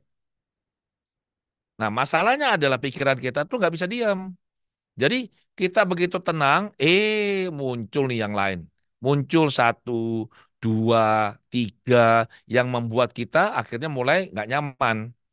Nah, solusinya adalah apa? Nah, menjawab pertanyaan Romo, 5 itu rintangan itu, solusinya adalah kalau kita misalkan mau meditasi, ya, nomor satu, kita harus tahu dulu dong, apa manfaat meditasi. Kita tidak akan melakukan sesuatu dengan sungguh-sungguh kalau kita tidak tahu manfaatnya. Tidak mungkin. Nah, kalau sudah tahu manfaatnya, kita cek ini berguna nggak untuk kita. Kalau bermanfaat, ya otomatis kita ada motivasi untuk melakukan. Kemudian, waktu kita mau melakukan meditasi, tentu saja kita harus tahu caranya. Caranya adalah apa? Kita belajar sistematika meditasi yang benar seperti apa. Nggak asal-asalan meditasi itu ada caranya. Kita belajar pada guru yang tepat, guru yang memang kompeten untuk mengajar kita. Nah, kenapa orang tidak, kenapa orang malas meditasi? Karena tidak merasakan manfaat. Begitu orang merasakan manfaatnya, udah nggak usah disuruh deh. Dia pasti akan meditasi karena dia tahu manfaatnya. Kita anggap saja sekarang kita jangan bicara meditasi. Kita bicara misalkan um, olahraga, ya, olahraga. Jadi ada nih family ini jarang olahraga. Dan dia mulai merasakan, aduh dia jalannya ini kok susah. Kemudian pinggangnya nih kok sering bangun tidur kok rasanya nggak enak. Dia pikir ini jangan-jangan karena kasurnya sudah sudah tidak seperti dulu ya, jadi sudah agak turun karena sering dipakai untuk tidur. Atau mungkin karena dia merasa sudah tua, apapun itulah. Nah, kemudian diajak oleh anaknya untuk melakukan olahraga. Ya, dia memilih Pilates. Dia olahraga, Pilates lah. Stretching, ini, itu ya. Dilakukan 2 kali, itu sakit punggungnya hilang. Nah, pertanyaan saya, kira-kira dia akan malas nggak melakukan ini? Enggak. Dia akan ragu kak? Enggak. Dia semangat nggak? Pasti. Jadi yang dia lakukan adalah apa sekarang? Tinggal tentukan jadwal. Oke, seminggu mau berapa kali olahraga. Nanti Pilates hari apa, begitu. Dia konsisten melakukannya karena dia merasakan manfaatnya. Ya, jadi itu yang kita harus pahami. Sama dengan meditasi. Orang meditasi, kemarin malam saya berbicara di sebuah vihara ya, ah, di Malang, saya diundang, saya berbicara di sana. Saya membahas mengenai meditasi. Dan saya saya tanya umatnya di sana. Saya bilang begini, oke, di sini yang semua hadir ini ya, sekian banyak ya. Berapa orang yang rutin meditasi? Saya ingin tahu. Yang angkat tangan itu cuma beberapa orang. Saya bilang oke oke. Jadi pertanyaannya ini kurang tepat. Saya ganti. Pertanyaannya sekarang. Siapa di antara yang hadir ini yang jarang atau tidak pernah meditasi? Nah, pasti banyak yang angkat itu. Nah, saya tanya, mengapa Anda tidak meditasi? Padahal eh, meditasi ini adalah hal yang sentral loh dalam Buddhism loh. Betul nggak? Kita melatih pikiran kita. Biasanya orang tidak meditasi itu tadi, tidak tahu manfaatnya. Kemudian itu tadi merasa bosan lah, nggak yakin dia bisa lah, inilah itulah. Saya bilang, Anda nggak mendapat manfaat dari meditasi. Kalau Anda begitu pertama kali duduk meditasi, Anda bisa langsung mendapatkan manfaat. Nggak usah yang aneh-aneh. Saya bilang, nggak usah bicara nanti kamu jadi sotapana lah, anagami, sakadagami, arahat, nggak usah. Bicara saja yang simpel, yang duniawi saja. Begitu Anda duduk, Anda merasakan ketenangan yang luar biasa, perasaan Anda tenang, damai. Sekali Anda bisa merasakan itu dalam meditasi Anda, saya yakin Anda pasti akan semangat meditasi. Karena Anda merasakan ketenangan dan Anda merasakan tubuh Anda menjadi lebih sehat, lebih segar. Itu Anda pasti meditasi. Anda pasti semangat. Tidak lagi ada rasa bosan, tidak ada lagi rasa ragu, tidak ada lagi rasa malas dan segala macam. Itu pasti. Jadi saran saya ya dilatih, rasakan manfaatnya. Maka rintangan-rintangan itu dengan sendirinya akan hilang. Nah, lebih mudah cari guru yang bagus, guru meditasi, belajar sama beliau. Itu yang lebih baik. Demikian. Ya, baik. Padi, makasih jawabannya ya. Jadi intinya harus dicoba, dilatih, sama cari guru. Konsisten Guru yang, melakukannya. ya betul, konsisten melakukannya. Ya, selanjutnya pertanyaan berikutnya ini. Bagaimana mengedukasi orang-orang sekitar kita agar tetap positive thinking? Jawabannya singkat, tidak perlu. Oh, enggak perlu. Ya, karena kita nggak bisa mengubah orang lain. Nggak bisa. Ya, betul. Yang bisa Setuju. kita ubah hanyalah diri kita sendiri. Jadi, Ya, kalau orang-orang itu dia mau negatif, ya silakan. Itu pilihannya dia. Jadi, kita tidak bertanggung jawab terhadap orang lain. Kita yang positif, maka mereka bisa melihat bahwa, oh, positif itu ternyata baik loh, enak loh, bermanfaat loh. Maka mereka akan terinspirasi untuk belajar atau mengikuti apa yang kita lakukan. Tapi kalau sudah misalkan melihat kitanya positif, di sana tetap negatif, ya nggak apa-apa. Itu pilihannya dia gitu loh. Dan ingat ya, orang-orang yang berpikir positif, dia membuat karma baik, benar nggak? Lewat pikiran. Orang-orang yang negatif, ya dia membuat karma buruk lewat pikiran. Ya itu pilihan masing-masing. Demikian, Romo. oke, baik, Padi. Nah, kadang-kadang kan kita sering muncul ya pikiran-pikiran yang kurang baik ya, Padi. Kan itu Ya, alami ya. Nah, ya. cuma kadang-kadang kita tidak bisa menyadarinya. Nah, itu bagaimana latihnya, Padi? Kalau kadang-kadang kita sering muncul bad mood istilahnya. Kadang kita nih pikiran kan bisa tiba-tiba muncul yang aneh-aneh gitu. Itu latihannya gimana? Oke, jadi begini. Pikiran ini kan tidak bisa memikirkan dua hal dalam waktu yang bersamaan, ya. Mudahnya pikiran ini seperti kita nonton channel TV lah. Kita nggak mungkin bisa nonton dua channel sekaligus. Ya, saya nggak bicara yang split screen itu nggak ya, picture in picture nggak. Kita hanya bisa nonton satu channel pada satu saat. Jadi kalau kita lagi bad mood, berarti channelnya lagi channel yang nggak bagus. Channel film-film sedih, misalkan begitu kan. Maka kita ganti channel. Itu yang paling mudah, kita ganti channel. Jangan mikir hal yang negatif. Paksa diri untuk mikir hal yang positif. Sama kayak anak kecil. Lihat, anak kecil paling mudah. Kita contohnya. Anak kecil nih, dia lagi kepingin es krim. Anak katakanlah umur 4 atau 5 tahun lah. Kemudian sudah batuk kepingin es krim. Kan nggak boleh itu. Lagi batuk. Jadi dia nangis-nangis itu. Apa yang dilakukan mamanya? Ini mamanya pintar banget ini ya. Apa yang dilakukan mamanya? Si mamanya langsung bilang gini, coba coba lihat itu. Di sebelah sana tuh coba kamu lihat itu, ada burung tuh. Tuh, lihat itu. Burung apa itu? Coba kamu lihat. Begitu si anak mengalihkan pikirannya ke arah burung, dia tercerap pada objek itu, dia nggak mikir es krimnya. Itu berhenti langsung nangisnya itu. Karena pikirannya langsung digeser itu. Langsung dia bilang, oh ya mah, ada burung, tuh ada anaknya tuh, coba lihat itu. Itu ada berapa ekor itu? Mamanya tanya lagi, itu warnanya apa? Dia makin fokus ke sana, maka dia nggak bisa sedih. Ya jadi kalau orang sedih, itu sebenarnya film yang dia lagi putar di pikirannya itu film sedih. Nah sekarang bagaimana caranya kita untuk bisa mengatasi ini? Saran saya itu tadi, meditasi, tapi konsisten. Kalau kita meditasi pagi misalkan, nggak usah lama-lama lah. Saya biasa menganjurkan orang tuh paling 30 menit lah. Satu hari, pagi 30 menit lah, jangan lama-lama. Tapi biasa ada yang bilang gini, waduh Pak Adi, saya itu 30 menit, nggak mungkin Pak. Lo kenapa Bapak? Saya ini sibuknya minta ampun Pak. Bangun tidur sudah luar biasa sibuk. Kalau sibuk kayak begini, saran Bapak bisa boleh berapa menit? Ya sudah lah, kalau Bapak sibuk cincai lah, saya bilang. Lalu sudah, cukup 60 menit lah Pak. Lu kok bisa lebih lama? Ya jelas, semakin sibuk kita, semakin kita butuh meditasi. Karena kita membuat pikiran kita tenang. Pikiran yang terus dipakai itu nggak bagus. Dia harus didiamkan seperti gelas. Kalau ada gelas airnya keruh ya, karena misalkan ada pasir kita aduk-aduk gitu kan, dia naik tuh kotorannya tuh. Endapannya naik semua tuh. Itu pikiran begitu. Nanti kalau kita meditasi kan pikiran itu kita diamkan. Seperti gelas kita diamkan. Nggak usah diapa-apakan. Itu nanti akan mengendap dengan sendirinya sehingga airnya kembali menjadi jernih. Nah, supaya kita tuh merasa nyaman satu hari bisa. Pagi kita meditasi. Merasakan tenang, merasakan damai, merasakan bahagia.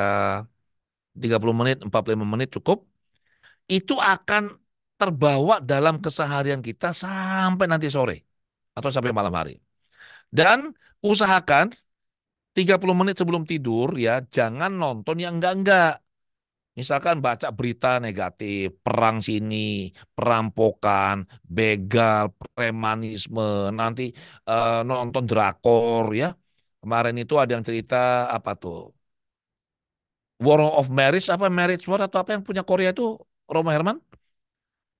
Aduh, kayak nggak pernah nonton Korea, Pak. Nggak pernah nonton ya. Ya. Kemarin ada peserta bilang War of Marriage atau apalah itu. Jadi dia bilang gini, saya nonton War of Marriage ini Pak, itu besok pagi saya sebel sama suami saya. Lo mati nggak kalau kayak gitu?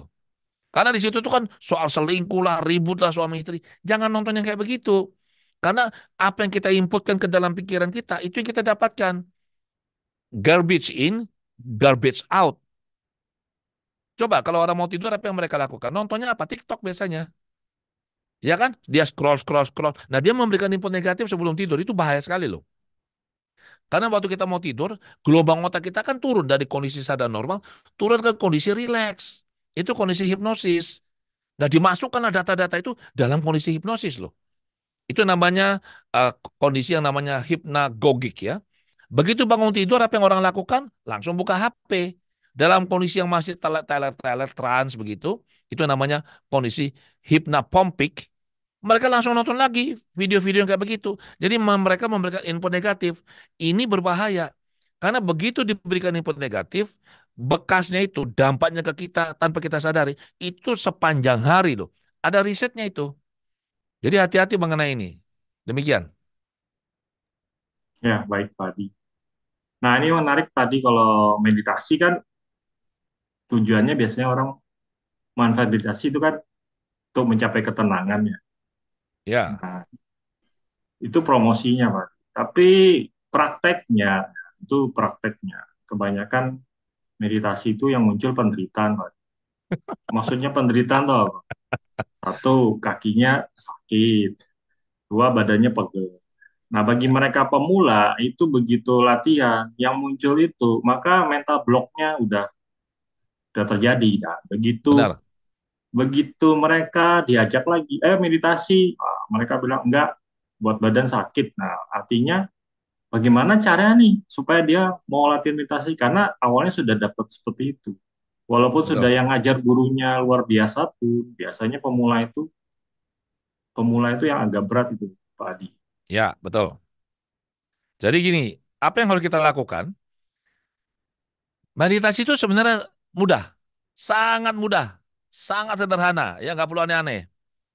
Saya kutip definisi. Jadi kalau kita bicara meditasi, kita bicara definisi dulu ya. Saya kutip definisi dua orang guru saya. Yang pertama adalah Bante Panyawaro. Bante Panyawaro mendefinisikan meditasi sebagai apa? mengarahkan pikiran dengan penuh kesadaran pada satu objek tertentu. Nah, enak kan? Saya ulangi ya. Meditasi adalah mengarahkan pikiran dengan penuh kesadaran ke satu objek tertentu. Itulah meditasi.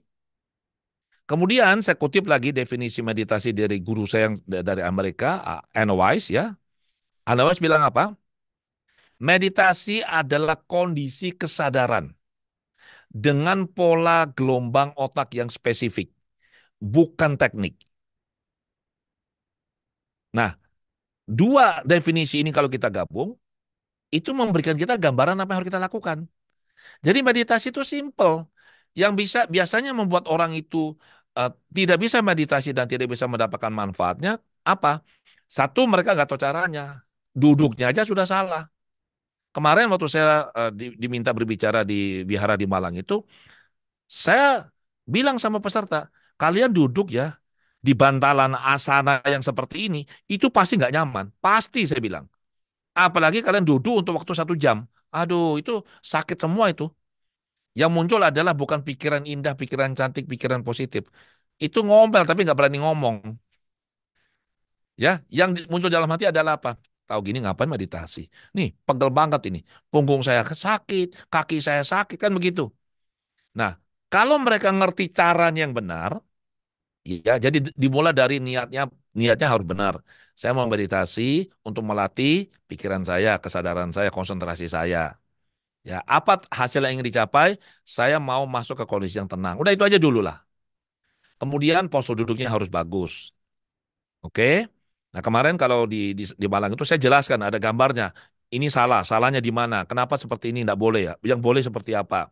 Kalau posturnya sudah bagus, maka rintangan secara fisik itu sudah clear.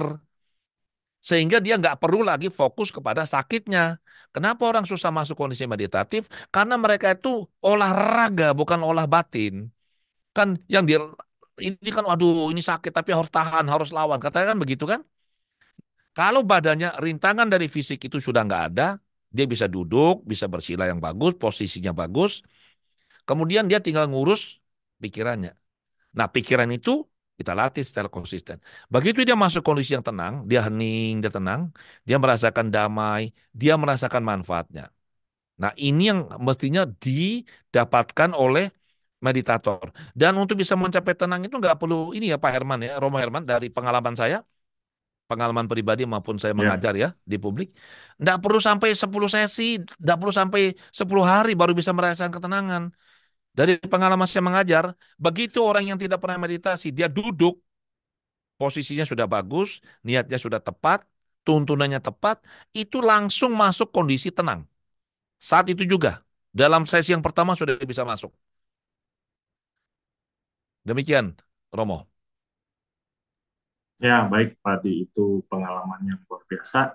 Memang kalau meditasi, kalau sudah urusan jasmani sudah tidak menjadi rintangan, mungkin hanya melatih pikirannya aja. Ya, karena pada Ya, umumnya meditator ini problemnya di fisiknya. Jadi kalau fisiknya sakit ya nggak mungkin fokus ya Pak Adi. Ya, terima kasih Pak Adi penjelasannya. Kita bisa praktekkan nanti. Yang berikutnya ada pertanyaan dari YouTube. Saya bacakan dari Siswanto Jepara. Nah, Jepara jauh juga. Sotioto Namo Buddhaya Pak Adi izin bertanya. Bagaimana cara bangkitkan wirya supaya financial kembali berkembang? Karena bisnis dalam 2 tahun hancur, bahkan sampai banyak utang. Terima kasih Pak Adi. nah ini.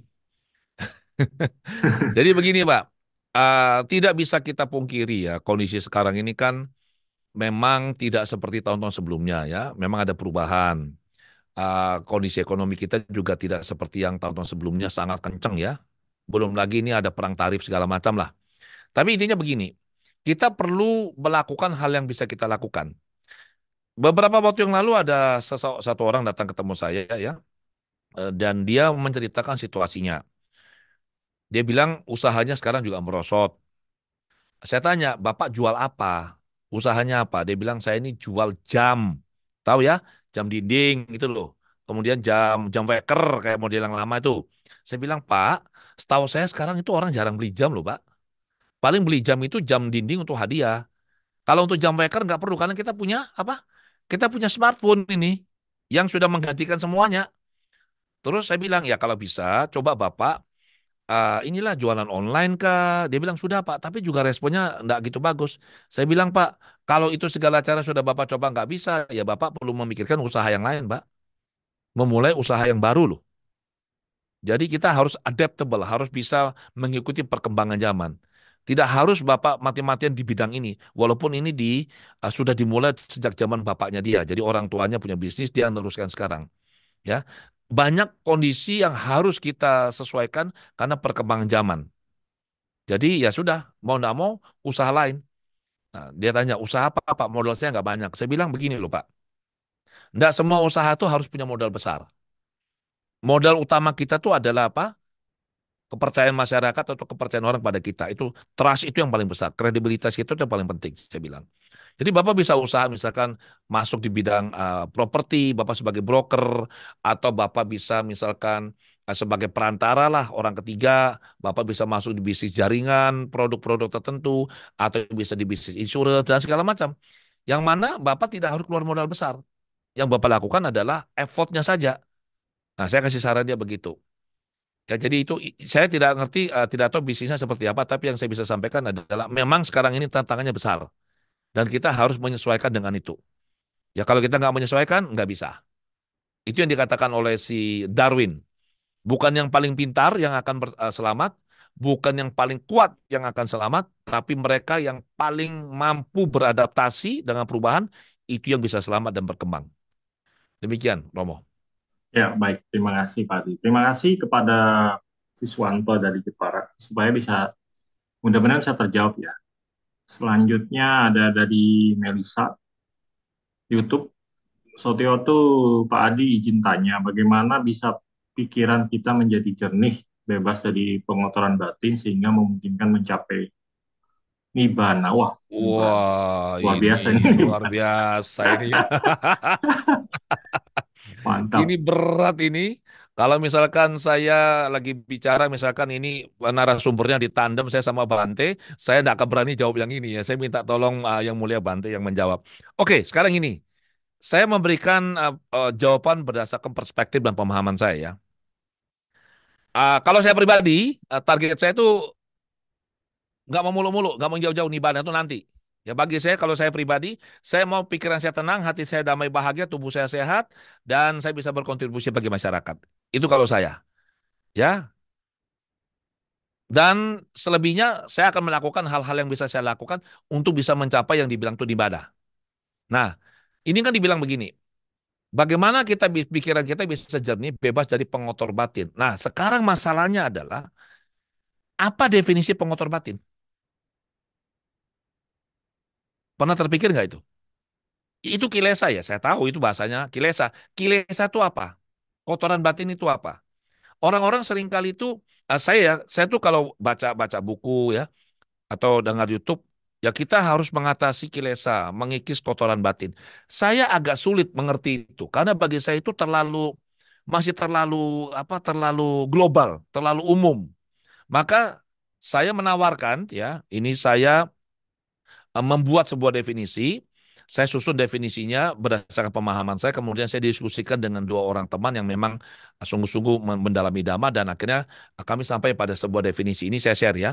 Jadi kilesa atau kotoran batin adalah segala bentuk dorongan atau kecenderungan batin yang terwujud dalam bentuk pikiran, ucapan, tindakan, atau perasaan disebabkan oleh emosi, memori, persepsi, pemahaman, pandangan atau keyakinan yang salah.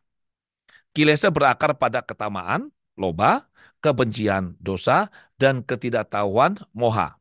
Mengakibatkan batin seseorang bergerak ke arah negatif, atau menjadi semakin negatif, atau menghalangi yang positif muncul, atau mengurangi kekuatan yang positif yang sudah ada, sehingga menghambat tercapainya kebijaksanaan, kedamaian, dan pembebasan dari penderitaan. Nah, kalau saya Saya menggunakan definisi ini, maka saya tahu targetnya saya. Ya, jadi saya tidak menggunakan istilah kilesa yang umumnya karena bagi saya itu agak abstrak bagi saya. Saya kalau berdasarkan definisi ini saya tahu kotoran batin itu segala bentuk dorongan atau kecenderungan dalam bentuk pikiran, ucapan, tindakan, perasaan yang disebabkan oleh emosi, memori, persepsi, pemahaman pandangan atau keyakinan yang salah. Jadi kalau misalkan orang itu mudah marah, oh kita tahu ini emosinya bermasalah. Orang itu misalkan dia tidak mau berbuat baik, kita bilang itu kan kilesa. Maka yang kita lakukan apa? Oh, dia punya keyakinan yang salah mengenai perbuatan baik. Misalkan dia nggak mau rugi. Kalau misalkan em, dia punya pengalaman masa lalu yang traumatis yang membuat dia tidak nyaman, sulit berkembang sebagai individu, kita tahu yang harus dibereskan adalah pengalaman itu. Itu yang mendorong dia berperilaku seperti sekarang ini. Nah, sebenarnya kalau lewat meditasi, ini bisa diatasi. Yaitu apa? Kita kan mengenal 4 perenungan, betul nggak? Kaya nupasana, perenungan terhadap tubuh fisik. Vedana nupasana, perenungan terhadap perasaan. Citta nupasana, perenungan terhadap pikiran. Yang terakhir, Dhamma nupasana, perenungan terhadap fenomena. Umumnya kita hanya berhenti sampai 3 ini. Perenungan terhadap tubuh fisik, terhadap perasaan, terhadap pikiran. Jarang yang melakukan perenungan terhadap ini fenomena. Jadi kalau kita sudah bisa menggunakan 3 yang pertama ini, saat kita masuk kondisi sati kita sudah kuat, samadhi kita sudah bagus, ya tenang kita, pikiran kita fokus, kita tenang, nyaman, kita bisa masuk ke yang keempat. Dengan cara apa? Apabila misalkan kita akan sadar, aku ini kok gampang marah misalkan. Kenapa sih aku gampang marah? Nah, Anda mengamati itu, Anda pancing emosinya keluar.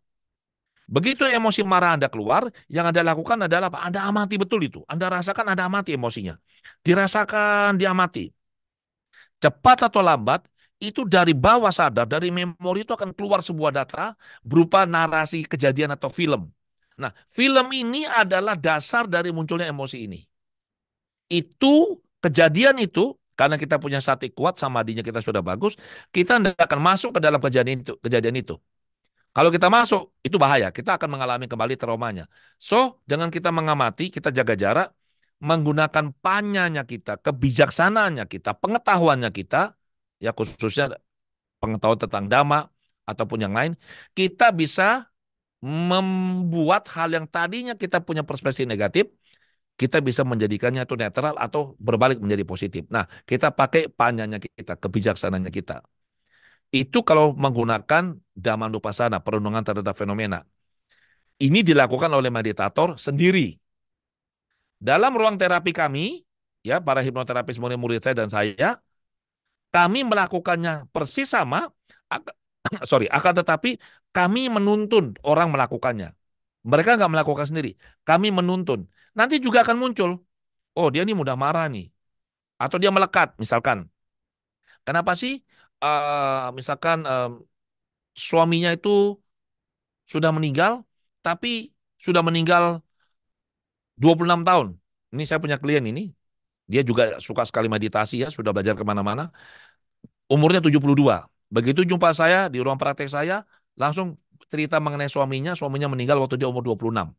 Dia sekarang 72, berarti sudah 26 ke 72 itu 46 tahun itu. Begitu cerita suaminya, dia nangis langsung, pasti sedih.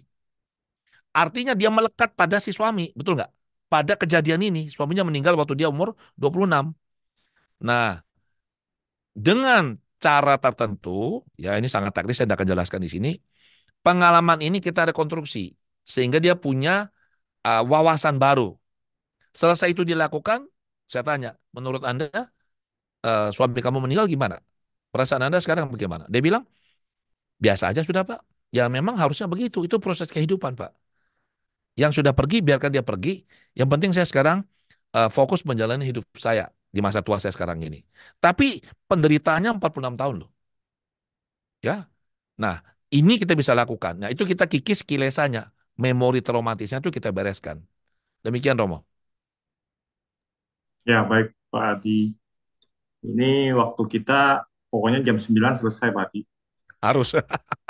Tapi mungkin karena waktunya yang terbatas, mungkin saya mau ngundang Mbak Adi lagi nanti ya, boleh ya Pak Adi ya? Boleh, boleh, boleh, boleh, boleh. Ya, Dengan senang hati. ini terakhir aja kita kasih pertanyaan dari resepnya Saudara Ferdianto ya. Pertanyaan cukup satu aja ya, silakan ya.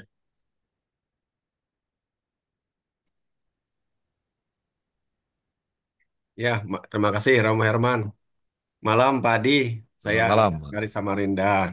Wah, lama saya nggak ke Samarinda ini. Iya nih Pak Adi. Iya Pak Adi, saya mau tanya yang tadi tertarik dengan jawaban Pak Adi mengenai bahwa Pak Adi pernah dalam apa mengajar meditasi bahwa begitu sehari pertama sudah langsung enak gitu Pak. Tadi Pak Adi katakan ya. Nah, Ya, sedangkan sepengetahuan saya atau pengalaman pernah ikut retreat saya maupun teman-teman rata-rata 3 hari setelahnya baru bisa merasakan eh, meditasi yang enak begitu tuh Pak Adi. Makanya saya tadi sangat terkejut. Berarti Pak Adi luar biasa nih punya teknik yang mampu nih. Nah mungkin bisa Pak Adi bisa lebih detail nih jelaskan kepada saya nih Pak. Saya sangat tertarik nih jadinya. oke, oke. Terima Terima kasih kasih Pak Pak Adi. Ferdianto. Ini akan sangat panjang Pak ya. Jadi gini, eh 2 minggu lalu ya Romo Herman ya di Damadipa ya. 2 minggu lalu apa 3 minggu lalu ya? Saya sudah lupa malah. dua Ya, minggu lalu. 2 minggu yang lalu Pak Adi sharing Jadi di Taman Dipa. jadi gini Pak Pak Ferdianto. 2 minggu yang lalu saya diundang oleh Wandani ya. Ini Romo Afan Pak Adi. Romo Avan ya. Ya, Romo Afan. Oke, saya kayaknya perlu Samarinda. diundang ini. Saya sudah lama loh tidak ke Mula Dharma loh. Jadi Oh, nanti harus kita diundang. undang Pak Adi. Ya sudah mungkin ada 10 tahun lebih saya Nah, tidak itu ke perlu sana. dijabarin Wah. Pak Adi. Samarinda lagi rame SPD. Ya katanya kalau sudah sekali minum air mahakam pasti balik. Saya nggak balik-balik gimana coba Oh, ini. nanti saya undang Pak Adi. Jadi gini Romo ya. Jadi saya diundang oleh Wandani, kemudian saya berbagi lah. Jadi sebenarnya begini, saya sebenarnya punya materi workshop yang kira-kira durasinya sekitar 5 hari, 4-5 hari. Rencananya mau saya selenggarakan di Bali, Ubud atau Kintamani. Nah, sambil saya menyusun materinya dan belum saya ajarkan, saya kan diminta berbagi pengetahuan mengenai meditasi. Kebetulan saya belajar lewat jalur barat. Saya punya guru di Amerika juga pakai mesin segala macam ya. Jadi saya berbagi materi yang saya ringkas menjadi 1 hari. Saya ajar di Vihara Dhammadippa di Surabaya di Jalan Pandegiling. Nah, itu yang hadir 79 orang semuanya. Banyak yang mengeluh yaitu tadi, biasanya badannya sakit lah, inilah, itulah. Ada ibu-ibu yang bilang dia nggak pernah bisa masuk kondisi meditatif lah, pikirannya nggak bisa diam lah, segala macam. Saya menjelaskan secara sistematis. Mulai dari apa itu meditasi, manfaatnya seperti apa, yang dialami orang bagaimana, kondisi yang postur tubuh yang benar harusnya seperti apa. Itu saja sudah sangat membantu. Jadi saya langsung menuntun mereka ya Romo, itu 50 menit loh. Mestinya 1 jam. Saya harus akhiri karena kita mau break makan siang dan ada tanya jawab. Jadi saya akhiri. Mereka duduk langsung straight 50 menit, nggak berhenti. Dan semuanya masuk.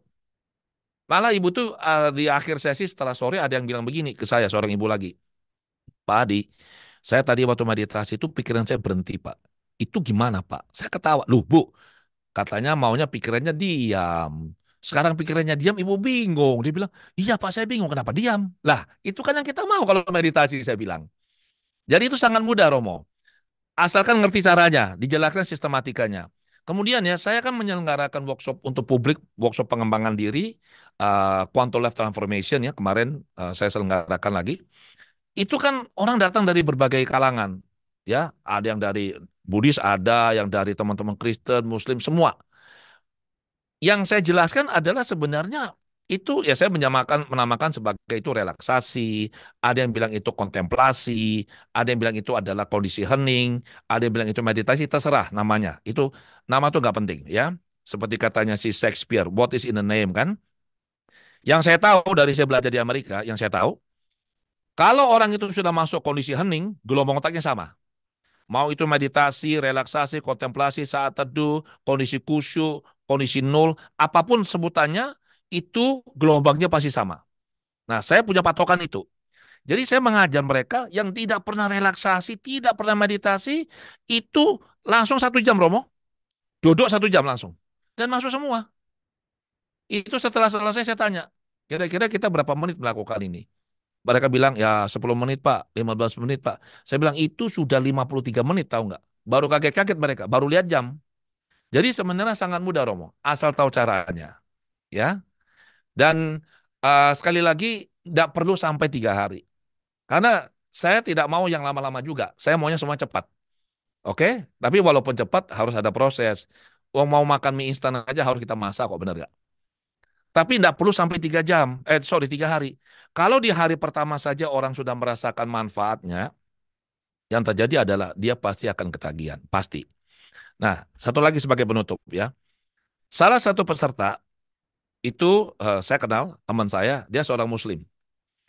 Waktu saya menuntun meditasi, selesai meditasi, dia bilang apa sama saya? Pak Adi, ini saya mengutip persis apa yang disampaikan pada saya di forum, ya di kelas itu.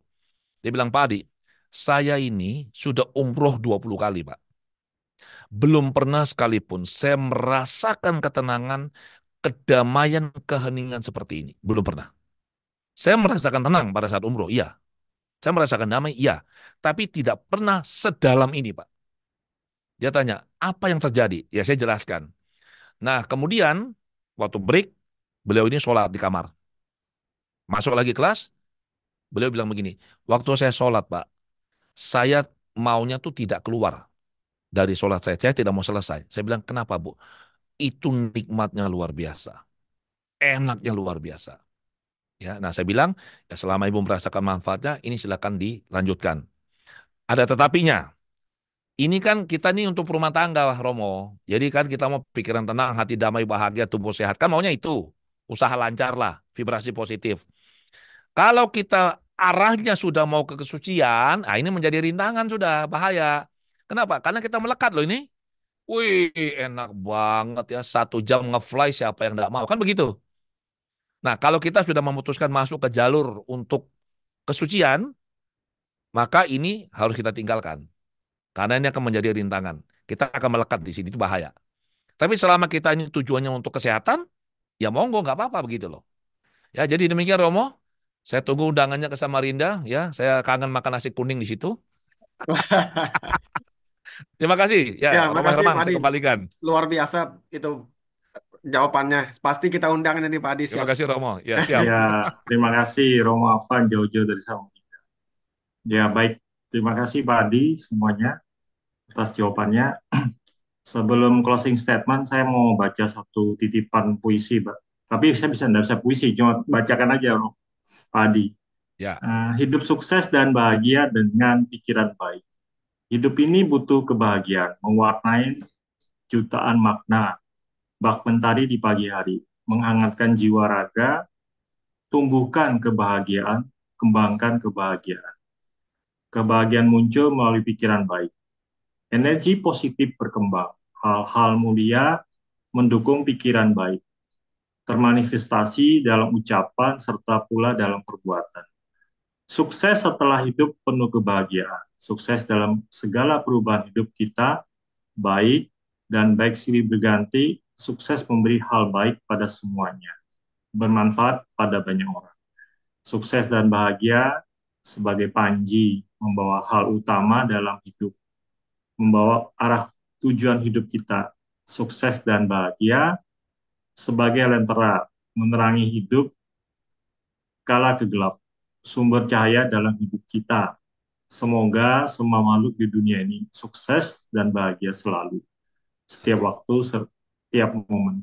Semoga setiap pikiran baik dan agung menjadi sinar penerang kehidupan bagi setiap makhluk dalam samudra kehidupan. Ya, itu kira-kira Padi yang titipan puisi. Ya, terima kasih Romo. selanjutnya saya mohon closing statement dari Padi. Silakan, Pak. Oke, terima kasih. Jadi teman-teman, terima kasih untuk kehadirannya ya, untuk diskusinya malam ini. Jadi intinya begini, terlahir sebagai manusia itu kan sangat sulit, benar gak? Jadi kalau kita terlahir sebagai manusia di kehidupannya sekarang ini, artinya kita punya bekal atau timbunan karma baik yang luar biasa dari kehidupan lampau. Makanya kita lahir sebagai manusia. Maka kalau kita sudah terlahir sebagai manusia, kita harusnya bisa menjadi orang sukses. Jadi tidak ada ceritanya kita tuh harusnya terus menderita tuh nggak ada. Dan itu semua diawali dengan apa? Kualitas pikirannya kita. Kita bisa melihat ada orang yang dulunya tuh susah, kemudian dia menjadi orang yang sukses luar biasa. Ada juga orang yang dulunya susah, seterusnya dia susah. Orang yang dulunya tuh dari keluarga yang kaya raya, dalam perjalanan hidup tiba-tiba kok bisa drop. Jadi semua kembali lagi kepada bagaimana kita mengelola pikiran kita. Sesuai dengan hukum tabur tuai. Apa yang kita tabur, itu yang kita tuai. Kita menabur benih kebaikan, kebajikan di dalam diri kita. Salah satunya lewat pikiran yang baik. Kita meditasi, mengolah batin kita. Maka kita bisa menuai hal-hal yang baik.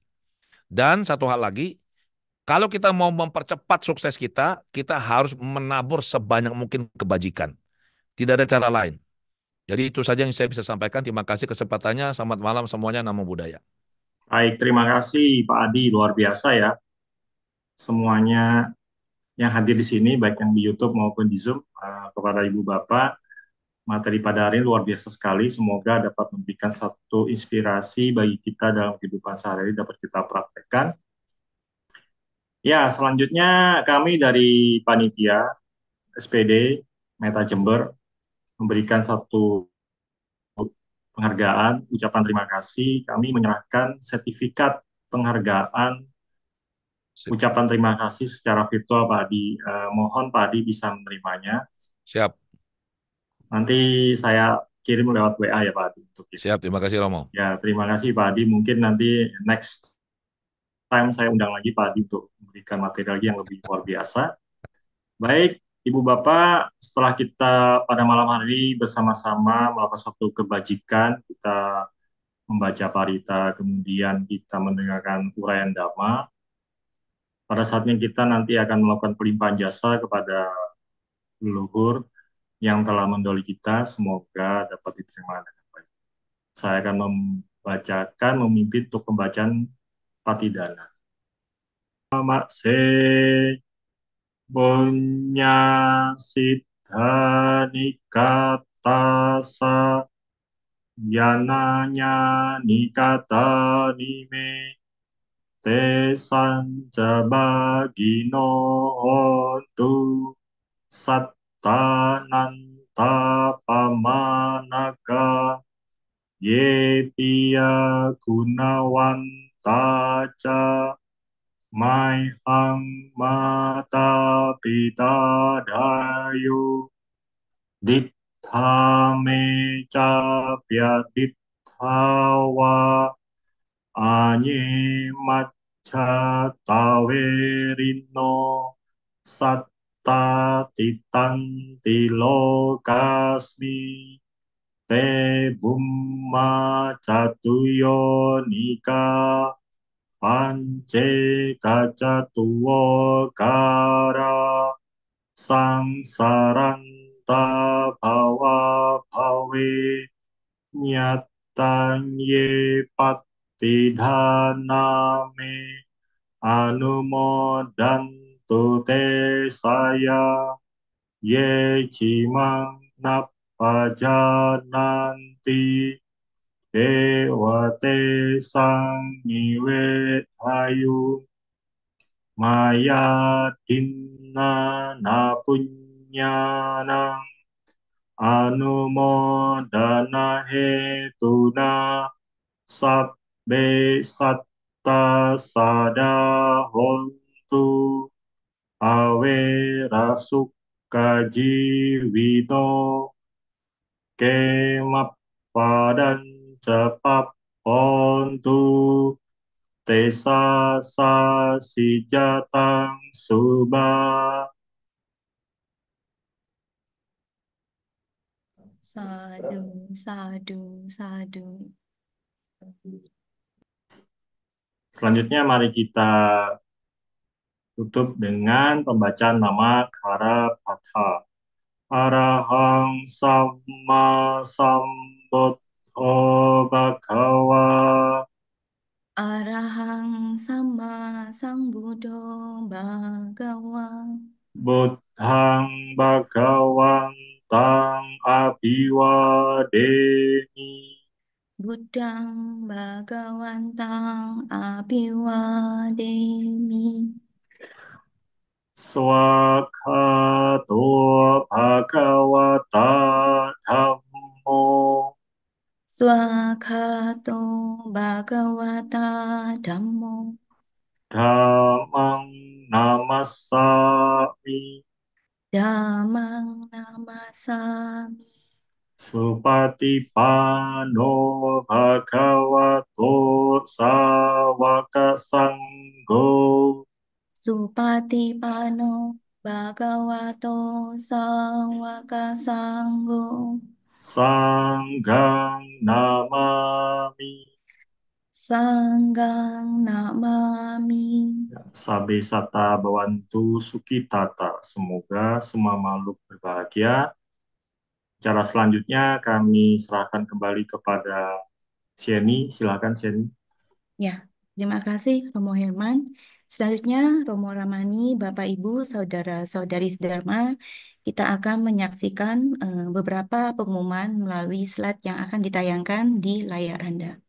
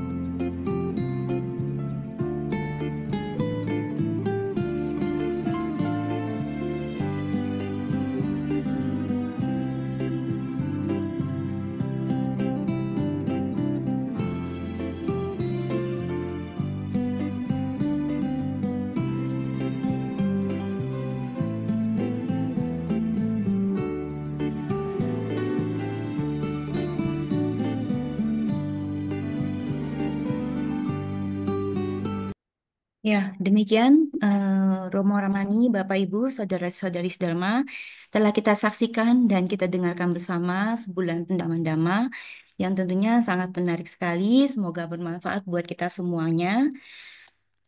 Akhir kata, kami mohon maaf jika ada kekurangan dalam acara ini dan terima kasih kepada narasumber dan moderator Romo Herman yang telah menuntun kita dalam mendengarkan sembulan pendalaman Dhamma pada kali ini.